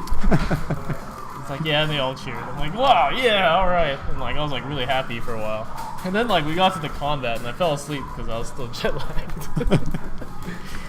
Yeah, I mean, with D&D, it's about who you play with, and it sounds like, did she come back for a second round of D&D with your friends, or was that character one and done? They wrote her off. You guys wrote her off the show. I think, no, because like it was a campaign for me and my friends, and then I think at the time I was back home, back here during Christmas when I was still living in Japan, so we didn't play. Gotcha. It was sort of a. We were like, oh, maybe we should, do it on stream or something, but. It was the holiday special. On Google Video, but we didn't have time. Yeah. And there's that character switch you predicted. There's the Mika. Now, granted, this is winners final, so this set is 3 out of 5, and then if you can come back, every set from now on is 3 out of 5. Winners finals, losers finals, grand finals. So he has a lot more time to adapt, and maybe a little bit more leeway if he wants to switch. Those brutal standing forwards. Yes, standing forwards from Cammy. Those heel kicks to the chin. Yeah, and this is tough for Mika because Mika definitely doesn't have the same longer range footsie tools that Cammy does. Of course, Mika, once she gets in, as we see from this big jump in, has the ability to capitalize on Cammy's low life pool. Reset gets it, and that will be it. EX Flying Peach. I really like those reset risks. Well, I'll win it later. We can win it now. When you can. There's a financial metaphor in there somewhere too, right? Gama's sitting on full critical art though, so he does have that. He can equalize the situation or get himself a huge lead in this round if he wants. But there's the posterior power bomb. V-trigger activate. Nice. Ooh. Good frame trap there. Catches him on the standing, the knuckled. The reverse. I don't know. Yes, the back fist from Cammy, standing strong. Advantage on block, so it's definitely just good as a walking mix-up. Jesse gets the big crush counter. He's going to convert with the EX Peach after that mix-up opportunity. Gama staying strong. Nice, one hit confirm into the spiral arrow. But Jesse with a confirm of himself, waking up with buttons. Help from the top rope into EX Wingless Airplane to take it. He is going up for the first game here in Winners Finals. I thought that was interesting. He walked back into the corner, or Cammy did. But then, I guess that surprised Jesse because then we saw a spiral arrow right out of it. Cool stuff. I like it. Interesting interaction with these players. Like we mentioned, they have a bit of a history at this tournament specifically. I'm sure they've met at Wednesday Night Fights and other locals. So we may be seeing sort of like the second level mind game, right? When two players know each other well. Could be the second level. Could also be. We could also be reading too far into it. Yeah. Totally possible. Side switch, walk back. Ooh, Jesse, such great patience there defensively. I'd like to see Gama deny the drop kick a little bit better. There, good punish on the non-charge whiff drop kick. Now he has momentum in the corner. Oh, just jumps out of the corner. Side switch.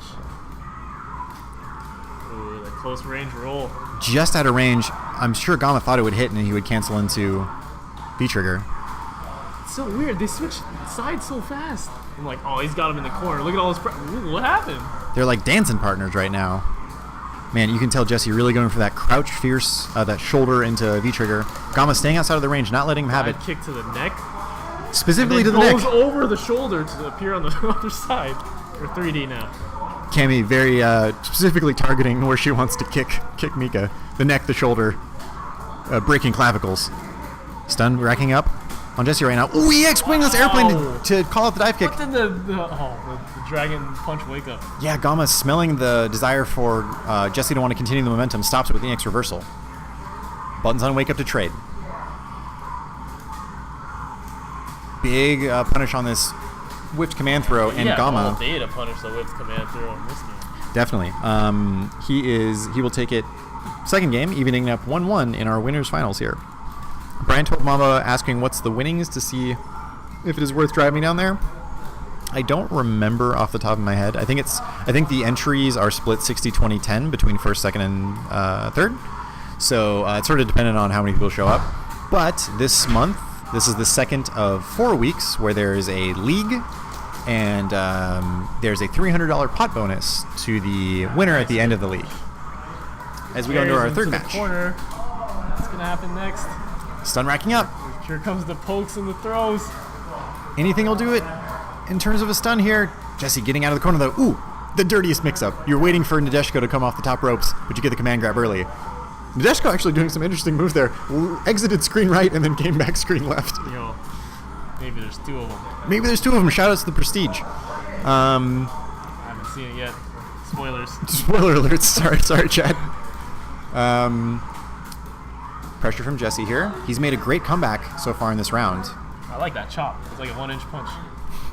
It is a very powerful move.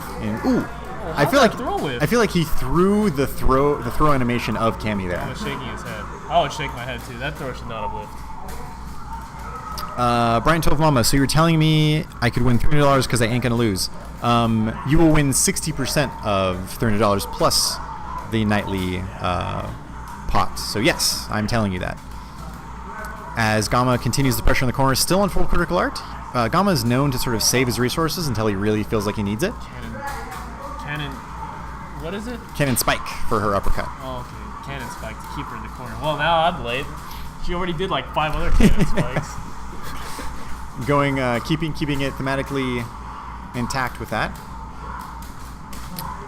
As he finishes it off with the low medium kick, another great tool that Cammy has another to kick to the ankles. Yeah, finishing it off, finding Mika's ankles to be the weakest point, targeting that and kicking her there. Chun-Li's ankles are pretty weak, especially on third strike. Oof. Chun-Li and third strike, a sore topic for a lot of people. Very upset at that character. Not anymore. I guess not anymore. Everyone plays everyone now. Which is a benefit of having a... That's exactly what I wanted Gamma to do. Challenging the dropkick there, getting the big crush counter with a standing roundhouse, and correctly punishes it into spiral arrow. So accurate. As he confirms, like you said, the whiff punish, low medium kick, spiral arrow into critical art. Great position to win the round. I'm standing by this time. No, why does it always happen to me? This is the commentator's curse for real. He's still in a good position, significantly above average position, and he wins it. That's a great position. You can't call it after the round. No, I'm calling it, but when you called it. Oh my goodness. Okay, as Gomit is up now 2-1 in this set, this best of 5 set because we are in winners finals. Brian Tove Mamba is asking who's the best player there. Well, if you follow us to the end of the tournament, you will have the answer to that question. However, if you're looking at the brackets, which I will post in chat, the remaining 3 players are Commander Jesse, MJ Gamma, and Snacks, I believe? Snacks. So, if you're thinking of top 3, those are the people that are the best tonight. Crouching roundhouse slide from Jesse to open it up there, but cannon spike on reaction. Good stuff from Gamma. Good anti-air. That wasn't much of an opening up. Wow, it did a lot of damage in that. I don't know what that was for. Cross up? No, it was like ground combo. Oh yeah. Counter confirm into the V-trigger combo. Saves 1 charge. He's gonna definitely want to go for a cannon strike here. No punish, but it doesn't matter. Oh, now they're even. V-trigger right in the face and Desh comes down. Who won? Interesting. A lot of the times V-trigger is used to pause time so you can anti-air. But Cammy's Jumping Strong has a very downward-facing hitbox, and it beat out the anti-air that Jesse wanted, which I'm assuming was Crouch Strong. Downward. It tilts, you know? Maybe. Okay. Perhaps. As Cammy ekes it out in that round. And this time, Jesse on full critical art. Generally, Mika's tend to... Anterior power bomb. Generally, Mika's don't APB. save their CA for usage. Usually they like to get mileage out of their EX moves. But we will see as both players on fully stocked right now. Oh, the cabinet attendants. This time Gamma anti-airing with a back strong. It's what I think he was seeming to go for before. Ooh, eats a lot of those heels to the chin. Sweet chin music out of nowhere. As Gamma Nadeshko, yes. As Gamma takes it 3-1. Wow, that's fast. And now we are into loser side. Snacks coming up to face Jesse. Brian 12 Mamba with the clutch correction there, giving context. Not admitting to attempted assault in Twitch chat, but saying this is all happening in the game. Good save, buddy. I've been watching a lot of SVU. That show is so funny. Dun, dun, dun, dun, Ice-T is the greatest dude. Like the episode I watched yesterday, he was like a gamer. Oh really? Oh, that was great. Isn't the worst one the thing you know a lot about? Like it's featured in mainstream. But it's also the way Ice-T talks that makes it really funny. Can you hit me with your best Ice-T impression? So like the plot of the episode was that like this lady was releasing a game, and I guess it's based on Gamergate. And then they're like threatening the lady. Right. And okay. the name of so they go and visit the lady, and the name of her game is like Amazon something or other. Amazoness Warrior. Okay. And it's like, and so they go and she's like, yeah, I'm gonna release this new game, Amazoness Warrior. And then Ice says, yeah, man, I heard of that game. It's like Civilization is better than Civilization 5. Oh no. With the Brave New World expansion. Oh no. Thanks, Ice-T. I gotta look that up. I'm sure someone put that on YouTube. I'm gonna look that up. That sounds absolutely fantastic to watch. Sticking to Armika. Sticking to Armika? Rainbow. She used to be a lot more noisier. Yeah, I wonder what that. Is that a maturation thing? Maybe maybe she needs to work on her key eyes a little bit better when she strikes. Is that the right word? I don't remember. I forget too. I forget sometimes people forget. Slide punish. Lots of these kicks to the knee. Jesse putting out a jab there. Snacks a little bit late on the frame chart timing. Good. That standing strong. That chop is confirmable into EX flying flying peach. Double uppercut in the corner. I like it. And anterior powerbomb for the stun, and the giant swing to take it. Anterior powerbomb into the posterior dive. We're getting anatomical here. I'm breaking out the medical dictionary. Man, he hit him. That cross-up was dorsal. Pressure from Snacks here. That's not pressure. This is the middle of the screen. Come on, man. Oh, I was just saying. I gotta say, like, come on, man. That's pressure in the middle of the screen. I have my co-commentator is morphed into Ice-T. Bomb to try to start off pressure here, stays on the same side. A lot of times Ibukis will try to go for that side switch mix-up under the guise of the bomb explosion. Misses his combo there, unfortunately. That's I don't mean that was bad as in he was a bad player. I mean that was vicious. It was that was one of those mistakes where you're just like, Yeah, and you can see him kind of reeling from it, doing the whole neck to the side thing. And then Jesse going with the cheap stuff, V-trigger activate into EX giant swing to take the round. Good stuff from him. Mika really good at forcing players into that situation that they have to guess. There's not much you can do. That's Street Fighter 5. That is Street Fighter 5. That is true. What I really like is when people like delay their rhythm with like those moves that just take like a little longer. Dude, that's the worst. That's the worst to play against. It's a really good tactic. It's a really good tactic, yeah. I like it, but it's the worst. It is definitely a annoying thing to play against. EX Flying Peach to get out of that pressure as well. Armika sitting on Nadeshko assist as well. Are we going to see it here? Both of them have full Viter. Viter. Oh, actually, raw kunai into bomb. Can he finish this combo here? Almost had enough, but needed one more hit after the combo to do it. Throws another bomb, didn't get punished for it. Slide to finish it off from Snacks. Good stuff from him. Gamer here, I think, speaking for all of us when in the chat, showing a bit of fear of Mr. Bryant 12 Mamba. You can't say he's speaking for everybody.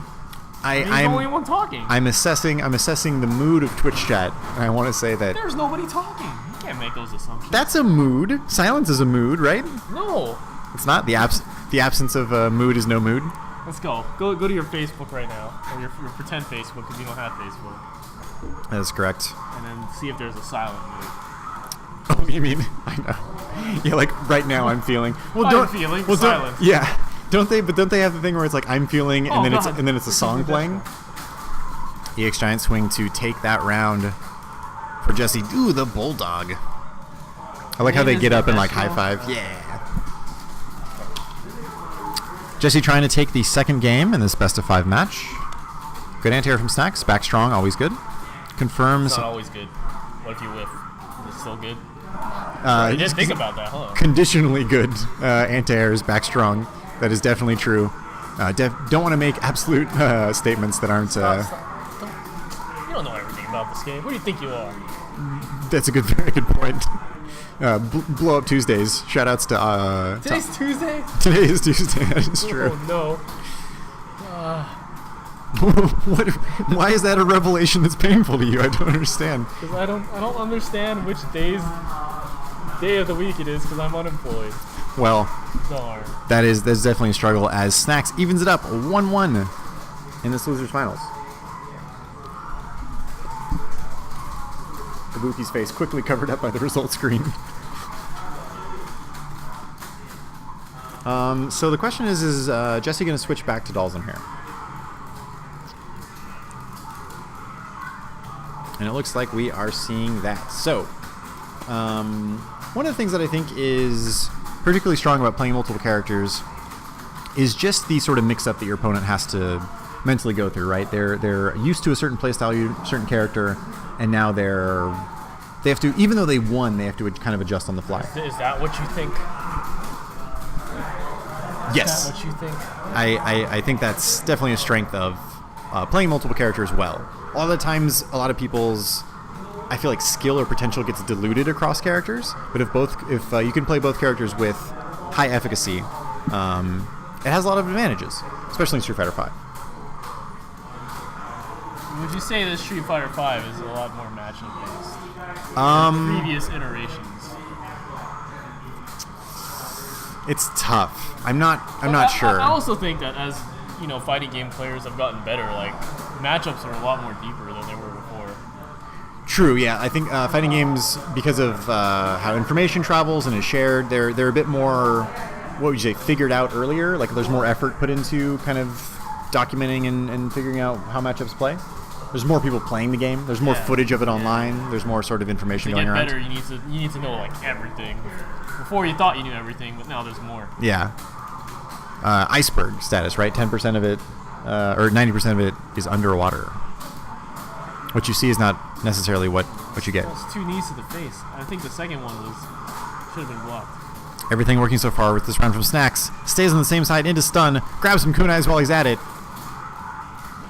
Reset situation, stays in front again, and near perfect there from Snacks. Great offensive series from him. Good question. I didn't see. I wonder if there's a story behind that. Let's see how long Jesse can keep the mask on. No, not long enough. Only 95 seconds. I'm going home. We're calling the match. What? A mix-up opportunity for Dalsum that he uses that for. Oh, okay, that was a lot of health. Yes. Although Snack's not out yet, checks the teleport mix-up with a jab. But Jesse totally content to play patient here and punish Snacks for trying to get in. Totally content to play patient. That's like deep. Am I setting the mood? Am I Can't hurriedly play patient. It's true. I may be embellishing to a bit. Yes, as Jesse is now up 2-1. So. Already? Yes, that is. I think he won the first game with Mika, lost the second with Mika, and now has won his first game with Dalsum. That first round was really fast. Yes, agreed. We'll see what Snacks does. Oh, God. It starts with the kunai to the knee. Alright, this is a whole new. We're now bringing weapons into this. Like, thought there was some sort of. I mean, okay.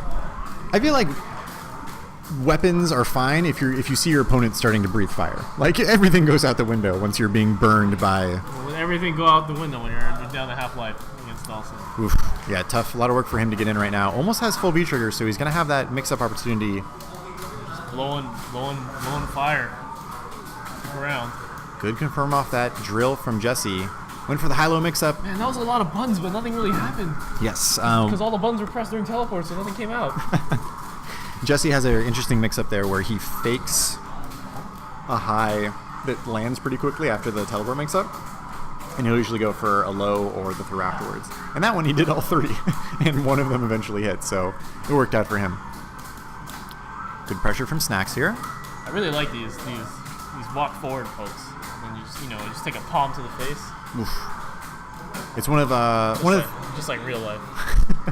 one of the things that Ibuki in her character design is interesting, that her walk forward speed is much faster than her walk back speed. So she has a lot of ability to pressure, like we just saw here, walking back with frame traps, going on the opposite side this time and taking we got games. The round. We got games. Which side am I on? Match. Wrong side. You came to the wrong side of this mix-up, buddy. Jesse on match point while Snacks trying to even it up in terms of games here. I came to the wrong side. Where's the right side? Left side? Right side? Stage? Side. Yes, stage right, stage left. Anterior. Interior. Exterior. What's the opposite? Pouring some fire on the ground. What's the opposite of dorsal? I don't know. I should know this. Anyways. I shouldn't. Ooh, Jesse just blowing up the dash with it. Confirms, and this should almost do it. It's a lot of damage. Anything will do it for here for Jesse. Stays on the same side. You gotta look. You gotta think he's going for that yoga sniper. Instant overhead. He really wants it. Oh, interesting use of the turnaround punch mechanic from. Yeah, I got a kunai. You gotta wonder where she gets those things from. Geez. Could this be the comeback? If anyone's gonna make it, Ibuki is. Stays on the same side. Still has V trigger. A lot of people can make comebacks. You just said Balrog was really good at it. Balrog and Ibuki, I believe, are two characters that excel at making these comebacks, especially with V trigger. But we're not gonna get a comeback tonight. Jesse, being the patient player that he is, takes it and is now going to have the run back against MJ Gamma in grand finals, trying to come from losers. This is the same situation that we saw last week. Commander Jesse coming from losers and facing off against Gamma, sitting in grand finals right now. Before we get into grand finals, like to shout outs to the chat for joining us. We are here at Game Realms in Burbank, California. This is our Street Fighter V weekly tournament. Week 2 of 4 in our Street Fighter V inaugural league. $300 pot bonus for the winner, or for the leader at the end of the league, based on the points that you receive from each tournament. You can find us at game-realms.com, as well as Facebook, Instagram, Tumblr, and Twitter. My name is Neil, aka Spacing Cowboy. You can find me at Twitter at Spacing Cowboy, and I am joined by my friend Joe. Joe. Hey, I am here. We are here. Brian 12 Mamba has a shout out. Is it to Michael Jordan? I will tenuously facilitate this. Oh yeah, let's see where Snack's at. In the fridge. Nice. The pantry. In the pantry, everywhere. Let me grab Snacks real quick, just so we can read the chat. What do you need? Snacks. We're pulling him over for you, just for you. I feel like nobody knows who this guy is, but we'll see. There was a specific shout out to you in chat. Let's see. He's a mystery person that I don't know if you know who it is or if somebody does. Okay. But he said... Some guy just calling you out. Yes, get Snacks on the mic or tell him to read the chat. That's my brother's friend. Okay. Yeah. He said Yo Snacks has asked, how is he top 3, blah, blah, blah. I'm on their man. I'm about to drive down there just to beat him real quick in the game. Yeah, he made sure to specify in the game. No, yeah. He's a pacifist. So That's my brother's friend. Cool. All he does is trash talk. That's it. Well, he's doing a decent job. So there is your shout out, Mr. Bryant 12 Mamba. Oh, well, we missed the start of the game. God, we're embarrassing. This is my production quality look how fast it is. Well, it's not. Okay, now it is. The first round. I will take the first round. Missing as Dalton gets the babushka hat on again. I want to see him hold it for a little bit longer. One of Game Realms' most hype moments, in my opinion, was on the Brazil stage with the banana hat and the feather hat. The first person won the first round. They put the banana hat on the other person. The other person won the round without being touched. So the final round was 2 hats versus each other, and it was very, very hype. As we see Gamma confirm a new critical art. Was it called Killer Bee? I think it is called Killer Bee. I think you're right. Let's think. All right, has to change from Marvel too. I'm I sure used that to play that game very poorly. I'm sure they gave it some dumb name, but in spirit, it is definitely still Killer Bee. Killer Bee instinct. Jesse trying to work his way back here, has full everything, full Veter. Full Veter. Gamma almost taking it. Sliver of health for Jesse here. Setting fire to the metal. Excellent chemical reaction. Oh my god, just Hooligan out of nowhere. Hooligan, full screen, gets the throw, and Gamma takes it. First game. I hated that move online. Always get thrown and slid on. Not good for me. Definitely a terrifying move to encounter online, especially with, they didn't put delay and everything like that. I will also update the scores to show that Gamma's coming from the winner's side. So he needs 2 more games in this set to take the tournament, whereas Jesse needs to reset the bracket with 3 games and then do it again. Run the gauntlet, so to speak, against Gamma. This is their second match as they've fought in winners finals before. Let's see who's going to adapt better in this grand finals. It's a good read on that rhythm from the shimmy in the corner. Doesn't matter, back in the corner. Air reset. Ooh, had the backdash read. This is just an excellent movement. I'm just, Yeah. Gamma really, one of the things that I like to compliment him about is his, and this ends the same way it did the first round. This time I think it was a legit punish against the fireball, so that's fine, but it's not just Hail Mary. One of the things that I really like about Gamma that I noticed about his gameplay is his, it's so intuitive to him, the different offensive options that Cammy has. You see a lot of players start to hesitate with frame traps and stuff. Great confirm off of the standing strong into the low spiral arrow there. People just have really good reactions nowadays. It's all those monster energy drinks those crazy kids are drinking. I thought it's because they practice and train a lot. But okay. Oh, no, completely artificial. As Jesse turning the tides, getting the big stun. I love the Dalsum jumping in combos. It still has a sliver health left. Full Veter activates the Veter. Will Gamma? That's always so scary. Like when you have no health and like just the thought of walking forward will get you killed. Yeah, from full screen too. Knowing Dalsum has that ability. Good punish from Jesse. You don't even have to walk forward. You just have to let go of the stick and just like. Don't have to commit to anything. You could be standing still. Good anti-air as well. Definitely a whiff. Couldn't get a full punish, but got what he could. Woo. Everyone's switching sides. I don't know where we are. Jesse picking up on the offensive rhythms of Gamma here. Pressing jab and other buttons to disrupt the pressure when he needs to, and he takes game number 2 here. So much of it comes down to I think I like the word that you use, rhythm, which is does the frame trap work or does it not, right? Because the frame trap leads into another one. It leads into more pressure, so it's just sort of positive feedback loop. But even just getting the jab to stop it, especially for a character like Dalsum who works so well with space. That sounds really complicated. It might be. Gotta make things complicated. Rhythm and positive feedback loops. Look, what about this? You see 4 throws and a backdash into a sweep. So into a kick to the ankles, and that leads to the perfect. I was gonna say, yeah. Let's keep it basic. Let's go back to kicking legs. Kicking legs and punching legs. Punching and kicking legs. Oh, my legs. As Gamma opens up with the perfect there, once again, how long can he hold the hat on for? He's broken his previous record. He's into 4. No, gets to 3. Okay. Let's we got to keep an eye on that. Definitely see who can. We need a hat meter. Hat meter. Man, Jesse stares into the eye of something evil. Is it? The Abyss? The Eye of Sauron? What are we going for here? No, but I agree in that it's very risky and brave of Jesse to, against a character like Cammy who can change her jump attack timings, to use a normal to anti-air. Man, Jesse waiting at the perfect time. Oh, gotta think that's a mistake. Pressure is on, and the throw to take it.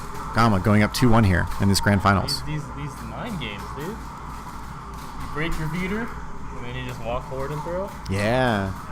Lulling him to sleep almost. In a time when you would expect a lot of action, surprisingly little. Both sticking with the Dalsum. Yes, both players going into this potentially final match of these Street Fighter V Game Realms weekly tournaments, week 2 of 4 in our inaugural Street Fighter V League. these punches to the air. Jesse with really nice spacing there. Whiff punishing the whiff dive kick. Well, his timing on the teleport was a little bit off. Unless there's a delayed get up, or is that what happened? There's the 3 get-ups, quick, back, and regular. But there's not the like set and then delayed one like in 4. Man, these frame traps from Gamma are so good. Gets the stun. Definitely going for probably maximum damage here. Ooh. Side switch. Jesse playing smart though. Back throw. Probably didn't want to be in the corner. Oh, now we're down to such close health. Oh, Gamma going for the same trick he did before. Scramble situation gets the cannon spike. Both players on such low health. What's gonna happen? What an interesting decision from Gamma. Neutral jumping, getting the cross up on the jump short. Narrowly threading the needle between all those defensive or offensive options from Dalsum. That was a heartbreaker. The cross-up jumping, neutral jump short after the teleport. How often do you see that? Excellent mobility from Jesse there. Using Dalsum's unique mobility options. Slide, teleport, drill. Getting... walking, running, hopping. Maybe he's having a good day, maybe skipping, galloping. Stretching. Stretch. That's movement. Already Dalsum jumping out to a commanding lead. Great position. The raw jump out. Maybe he thought he could do something, maybe a high teleport afterwards, but still, this is the corner. Ooh, throw break. It doesn't matter. Dalsum switches positions, and that's all she wrote. And Jesse. I am chemo. Oh God, we got to figure that out. And Jesse, I feel like changing the tides there to critical position because Gamma was sitting on critical art, and any other hit confirm would have been the end of would have been the end of the tournament. It would have been tournament point fulfilled, which we are currently on for Gamma right now. Can he go through the tournament in winners bracket? Let's see. One of those bad situations where you hit him and you're in disadvantage. Yes. Gamma with a solid jab confirm. Why is that even a thing? How can you hit somebody and be in disadvantage? Good question. I don't know. Floor's on fire now.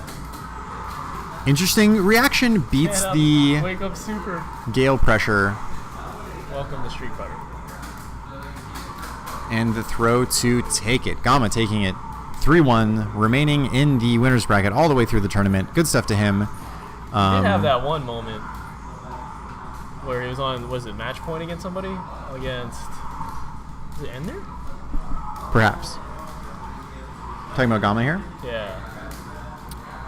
And then he won like 5 straight. Oh yes, no, I think it was against either Ender or Snacks where he lost the first game and then just won 4 straight. So good stuff to him, good stuff to Jesse as well.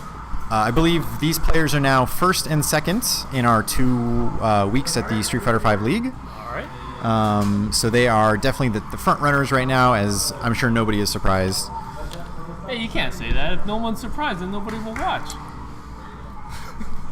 In expectation of a surprise may set up the ability to be excited and surprised. I'm trying to spin this. Try and make things I'm trying to, once again, complicated stuff. Shoutouts to everyone still with us in chat. Brosidon42. I love that name. It's good stuff. Max Beto2. And who else is new here? Way Too Mellow. Shoutouts to you guys, of course. The people that have been... We had Mello, Bryant, Michael Jordan. The people that have been with us all night: Trailer Park Gaming, The Trappist, my name Boris, Gamer Harry Plays, Council of 13, and Buck Gorgeous. Thank you guys for so much for tuning in. Stephen Guy Wong, now in the chat. He was a entrant tonight in the tournament. Thanks so much for coming out, and thanks for joining us in the stream as well. Player, right? Yes, he was indeed the Ed player. Good memory, Joe. If they gotta care about the competitors. If there was a character, if a character in a fighting game is named Joe, do you automatically play him? Do you main Joe in King of Fighters, or is he on your team rather? No, well, I picked up King of Fighters. I think I played it for like an hour or 2. I even bought a stick for it. And that was it. Now it's in a box on a ship from Japan. It's been 2 months already. Where's my stuff? Talk about snail mail, am I right? I've always been waiting for a character to be named Neil. I don't think there's a fighting game that has a character named Neil. I gotta look it up. With that attitude. I know, right? Man, I should be more optimistic. I would totally play him. I feel like you kind of have to. At least you have to give them a legitimate shot if you're named the same thing, right? You know, one of my favorite things is that before Tekken 6, there was a you know Hwarang. Huarang, yes. Huarang. As we get the winner shot People here. didn't like saying Huarang, so they called him Bob, and then they released Bob. So now Did they really used to Huarang. call Huarang Bob? Yeah, because no one wants to say Huarang. That is hilarious. I don't blame them. I think I say it differently every single time that I say it in my life. Huarang. It's more about the attitude. As long as you end in ang, they know what you're talking about. Is it ang, or is it ong, or is it Nobody knows. Nobody knows. Shout outs to our winners tonight. Usually we do a quick post tournament interview with the winner. Let's see if Gama's able to jump on the mic for a little bit. Thank you, Joe, so much for jumping on, doing commentary the whole night, holding it down. Shout outs to Joe, aka 90 Joe. We love him. And as we'll bring on Gama here. Okay, so this is week number 2 of the 4-week-long league here at Game Realms. You've, I think, was second place last week, first place this week? No, it was third place. Third place last week. Who was fighting in? Who was first was Jesse place? and Jesse Javi Rod. Oh yeah, Javi Rod. But so you've made up for it. You're in a front runner. You and Jesse must be the front runners right now. How do you like the league format when it comes to tournaments like this? Do you feel like it adds something more to the competition? Do you feel like it gives it something else? I know Wednesday Night Fights has been doing it forever, right? They kind of keep track of the season points. What do you think of Game Realms going in that direction? I really like this fact, the league points and stuff, because it's really kind of forcing players to come like the 4 weeks straight when they really want to win. Interesting. Good point. Yeah. So there's something in line, right? So there's some money. Yep. And Hot bonus. also like we're like forcing players to come here every week. So that means that good players are gonna be here playing. And you see that if some of these players get points, for sure they're gonna be here. So if I lose to one of these guys and he won the first place, he will be for sure like next week. So I have my run back. Like automatically I wanna have my run back if I do well like the next week.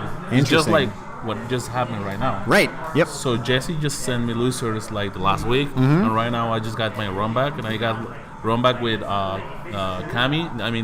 with Mika, and also with Dawson.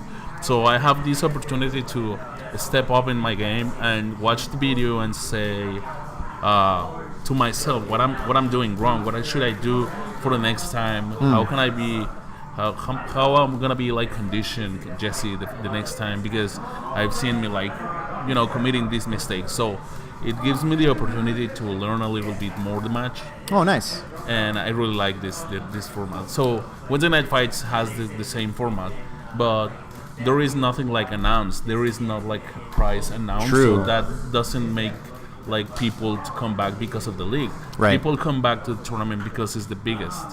Because they're all the good players are all there. But they are not. If you ask someone about the league, they're gonna be like, "Oh yeah, really? Yeah, the season 2. I don't know, like summer season." But they are not like looking for that. They are looking because they know everyone is there. Probably if the next time they announce like this is gonna be like a big prize or some pot bonus for the league, for the league. Yeah. I'm for sure people is gonna be there like every week. Yeah, but like you said, I think it's a good point. It's not the main draw of it. It's the main draw is this is the concentration of the best players in SoCal. We have some questions from Chad Gamer Harry, one of our players here. He was asking, Gama, what is your answer to playing neutral with Jesse? And I'm assuming that is tied in with Dalsum as well, but Dalsum having that strong neutral game, stretchy limbs and everything. Is there something that you particularly focus on when you try to win that? For those who saw the stream all the tournament, and probably you, Neil, you saw that, I was playing a little bit more on the neutral. I didn't want it to go in just because I wanted to wait until I have the whiff punish so I can go in for sure. Not getting like impatient. Right. So I went to a big tournament in Mexico, like the biggest major in Mexico the last weekend, and I got like a very bad lesson. I lost my first match against a European player, and it was because I was very impatient. I knew that I'm gonna beat. I always beat this guy, and I'm gonna do it like today. So I just want to do it fast. Right. So I think it was also like kind of disrespecting this guy, and you know. So I was playing like very impatient, and I went like I jumped a lot, and I was like ranting against Urian, but at the end it was my fault. So then after that I got into top 16, but it was in loser side. Oh, then that I must play. that must have been a brutal journey from the first match, Yeah, huh? a lot because there was like almost 200 players. Woof. So when I got into the top 16, I was playing against Mono, which is from Dominican Republic. It's a Fang player. It's very, very good Fang player. I think it's one of the best Fang players I ever seen. I don't know the match, so Yeah, obscure matchup. Not many first people play matchup him. I was like, you know what, I'm gonna wipe him out. I'm gonna be super aggressive, but it didn't work. So I start like doing a little bit more like patient game and being on neutral. Let him just throw the poison and do whatever he wants until I go in. Then it's your turn. And Gotcha. if you fail, don't try to go in again. Just don't smash on his defense. So that's what I was trying to do today. Like that was my lesson. I lost against that player, and I was very disappointed because I was like looking at myself at top 8. So Christie was in that tournament. Christie won the tournament, and I saw him like playing very patient. Also, we played in the same team for the team tournament, and we won. But he was like kind of coaching me when we were in the same team, and Interesting. he was like telling me like he was like almost telling me what is gonna happen if you lose your patient in this moment. He's gonna activate B trigger. He's gonna be doing this. He's gonna be doing that, and Right. you're gonna lose. And when I lose like some rounds and matches, he was like, "It's your fault because you did this, and this just happened because you wasn't patient." Right. So what I'm trying today is like a very different strategy, playing more neutral. It's, like I'm gonna play my neutral. I'm gonna force you to play my game. Right. But I need to be very solid. I need to be on point with the anti-airs. I need to be with the front dashes, and that's what I did today. I just wanted to be super solid. Want to play the super solid game, and when you go in, then go for the mix-up, but don't be like too persistent. Right. Just let the game flows. You can be like always on the offensive. That's a good point you bring up, and you talk about playing your game, whereas I feel like when you're being too persistent, like you're saying, you're kind of falling into Dalzum's game, right? So choosing your spots, being aggressive when you need to be aggressive, but not forcing the aggression when you are at a disadvantage. I was trying to force Jesse to play,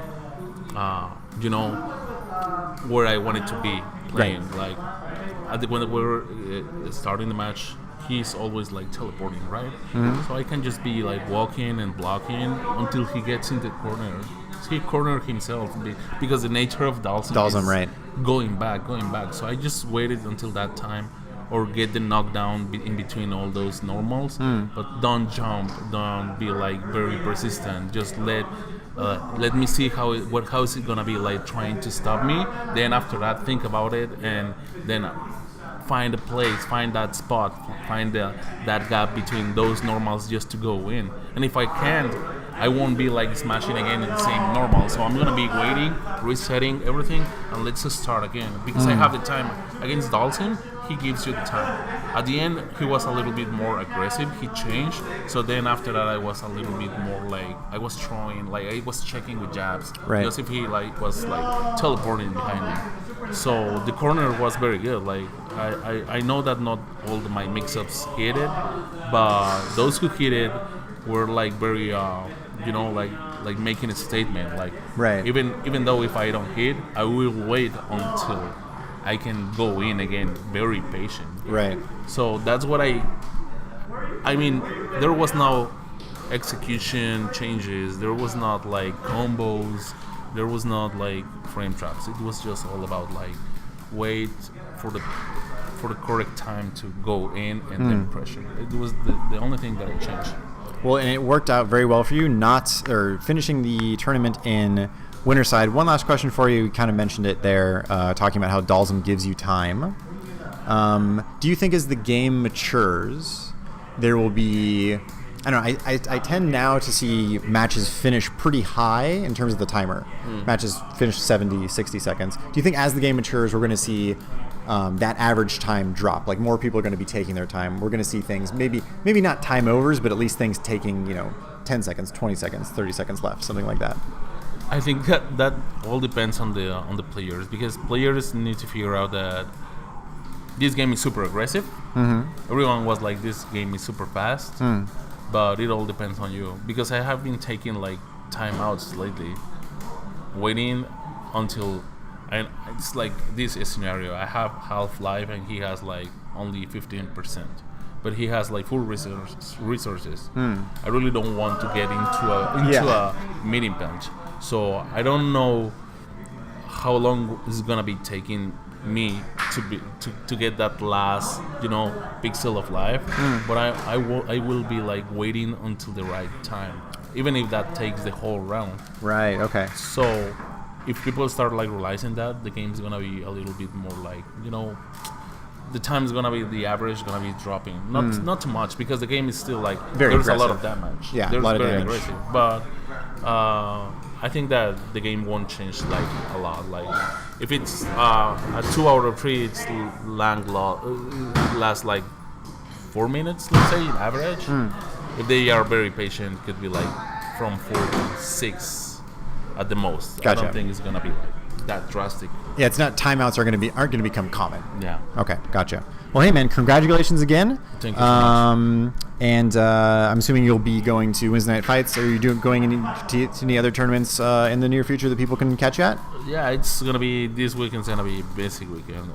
Wednesday Night Fights, then SCR since. Oh, that's right. Fridays, Of course. so- I totally spaced on that. You guys can definitely see Gama. Hopefully in I'm pushing for it. I'm gonna say it, grand finals in SCR. I would like to. That would be excellent to There's see. a lot of pro players there. Like I saw like the last week, sign-ups was like crazy, like 100 more than the other 2 weeks. Oh my goodness. And I saw like all the players that are right now in New York are coming down to South Hall. So It's gonna be crazy. it's gonna be crazy. A lot of Japanese players there, Lauren too. Ugh.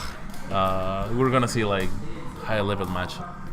I saw like a lot of good players there. So plus all SoCal players. I mean, it's SoCal Yeah, players. They are all so strong. Killers. Yeah, weeklies, like Wednesday Night Fights, like the SoCal, like kind of weekly killers. Yeah, just weekly so killer. many people there. Good. So lot gonna of be exciting to watch. gatekeepers. A lot of game. That's a great phrase. There is a lot of. You think you're good at Street Fighter 5? Come on down to our weeklies. We'll tell you. We'll tell you if you're good or not. Well, cool. Exciting to watch in, and I'm sure for you, exciting to play in. Yeah. So we will catch you there. Thanks so much again. Thank you so much. Congratulations. See you And next week. we are going to be signing off here, I think. I see Joe, but I don't want to yell to him, so maybe I will, for the both of us, say goodnight stream. Gamer Harry, thank you for the questions, sir. And we'll give a shout out to the people in chat still. Trailer Park Game in the Trap is Steven, Guy Wong, My Name Boris, Lady 1, Gamer Harry Plays, Fagwent, Council of 13, Buck Gorgeous, and Poseidon 42. Thank you guys so much for staying with us this whole time as we're pushing 11:30 here at Game Realms. Remember, you can find us at game-realms.com, Facebook, Instagram, Tumblr, and Twitter. My name is Neil. I have been one of your commentators tonight, and I appreciate all of you so much. Enjoy your Tuesday night, and have a great rest of the week.